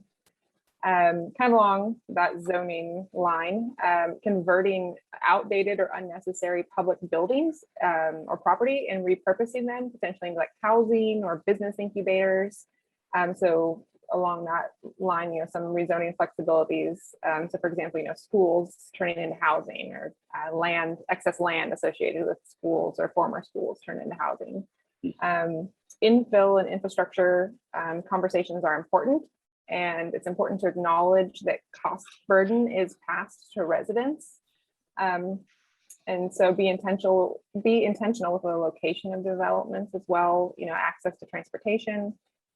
And then also kind of similar is, look at city-owned lands and how the city can bolster community groups or citizen-led development. And you can bolster that with community investment funds. And then incentives by the city for other housing types and models. So it may not be quite home ownership. So, maybe co-housing or intergenerational. So looking at all lifestyles related to housing, and then potentially reducing city fees as part of pre-development, and then maybe later incentives or fee reduction as well for that process, to give developers the flexibility to look into those creative housing types potentially. And then the rent-to-own model creation, we discussed that, and using presence in Salem to advocate for that change that I guess needs to happen at the legislature. Potentially utilizing area mayors, a group of mayors, the MMC maybe, to convene and advocate along for that policy change. And then, emphasizing home ownership as a long-term economic development tool. That was another point. And then we also discussed a little bit of the home ownership models, and you have, the land trust model, which is the limited shared equity model, versus other models that return kind of market rate equity to the homeowners. So kind of like down payment assistance. And it was brought up that while both programs have their benefits, the land trust model, the con to that is that you are keeping people from building as much equity over time as you would if they were able to have their market rate equity returned to them when they do sell. And that's about it. All right, excellent. Thank you very much. Wow. So maybe we could all take that, namaste moment, little collective deep breath, and kind of like, it's a lot of information that we've discussed this morning. And just want to thank everybody for all your participation, the comments. We're capturing all that we can as feverishly as we can. But I guess, as we approach the noon hour, I do want to just maybe just open it up. If anybody has kind of a good of the order or just a follow-up question as we start to conclude this morning's presentation. And if not, then I'll have some comments. Everybody's like, okay, it's time for lunch. So, all right. Well, again, want to thank everybody so much for your time today on behalf of this, again, the mayor, council president, councilors, city manager. Thank you for your time this morning. It's very, very much appreciated. As I mentioned, this is what we hope is the first of additional conversations that will come, certainly on some of the topic areas that were discussed today. So please watch out for additional emails and or whatever ways that we can engage with you. As always, anytime, feel free to reach out. If there are questions or suggestions or things that you're hearing or ideas, we would love to hear them all. So feel free to always reach out.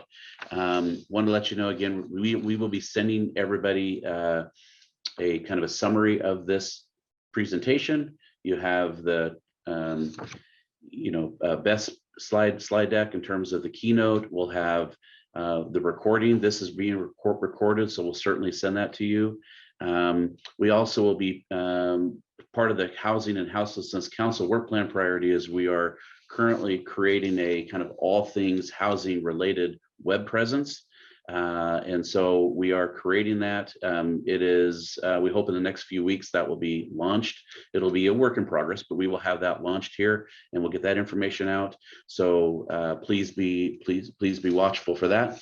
As always, thank you. And feel free to reach out, and hope you all have a great afternoon and a great weekend. And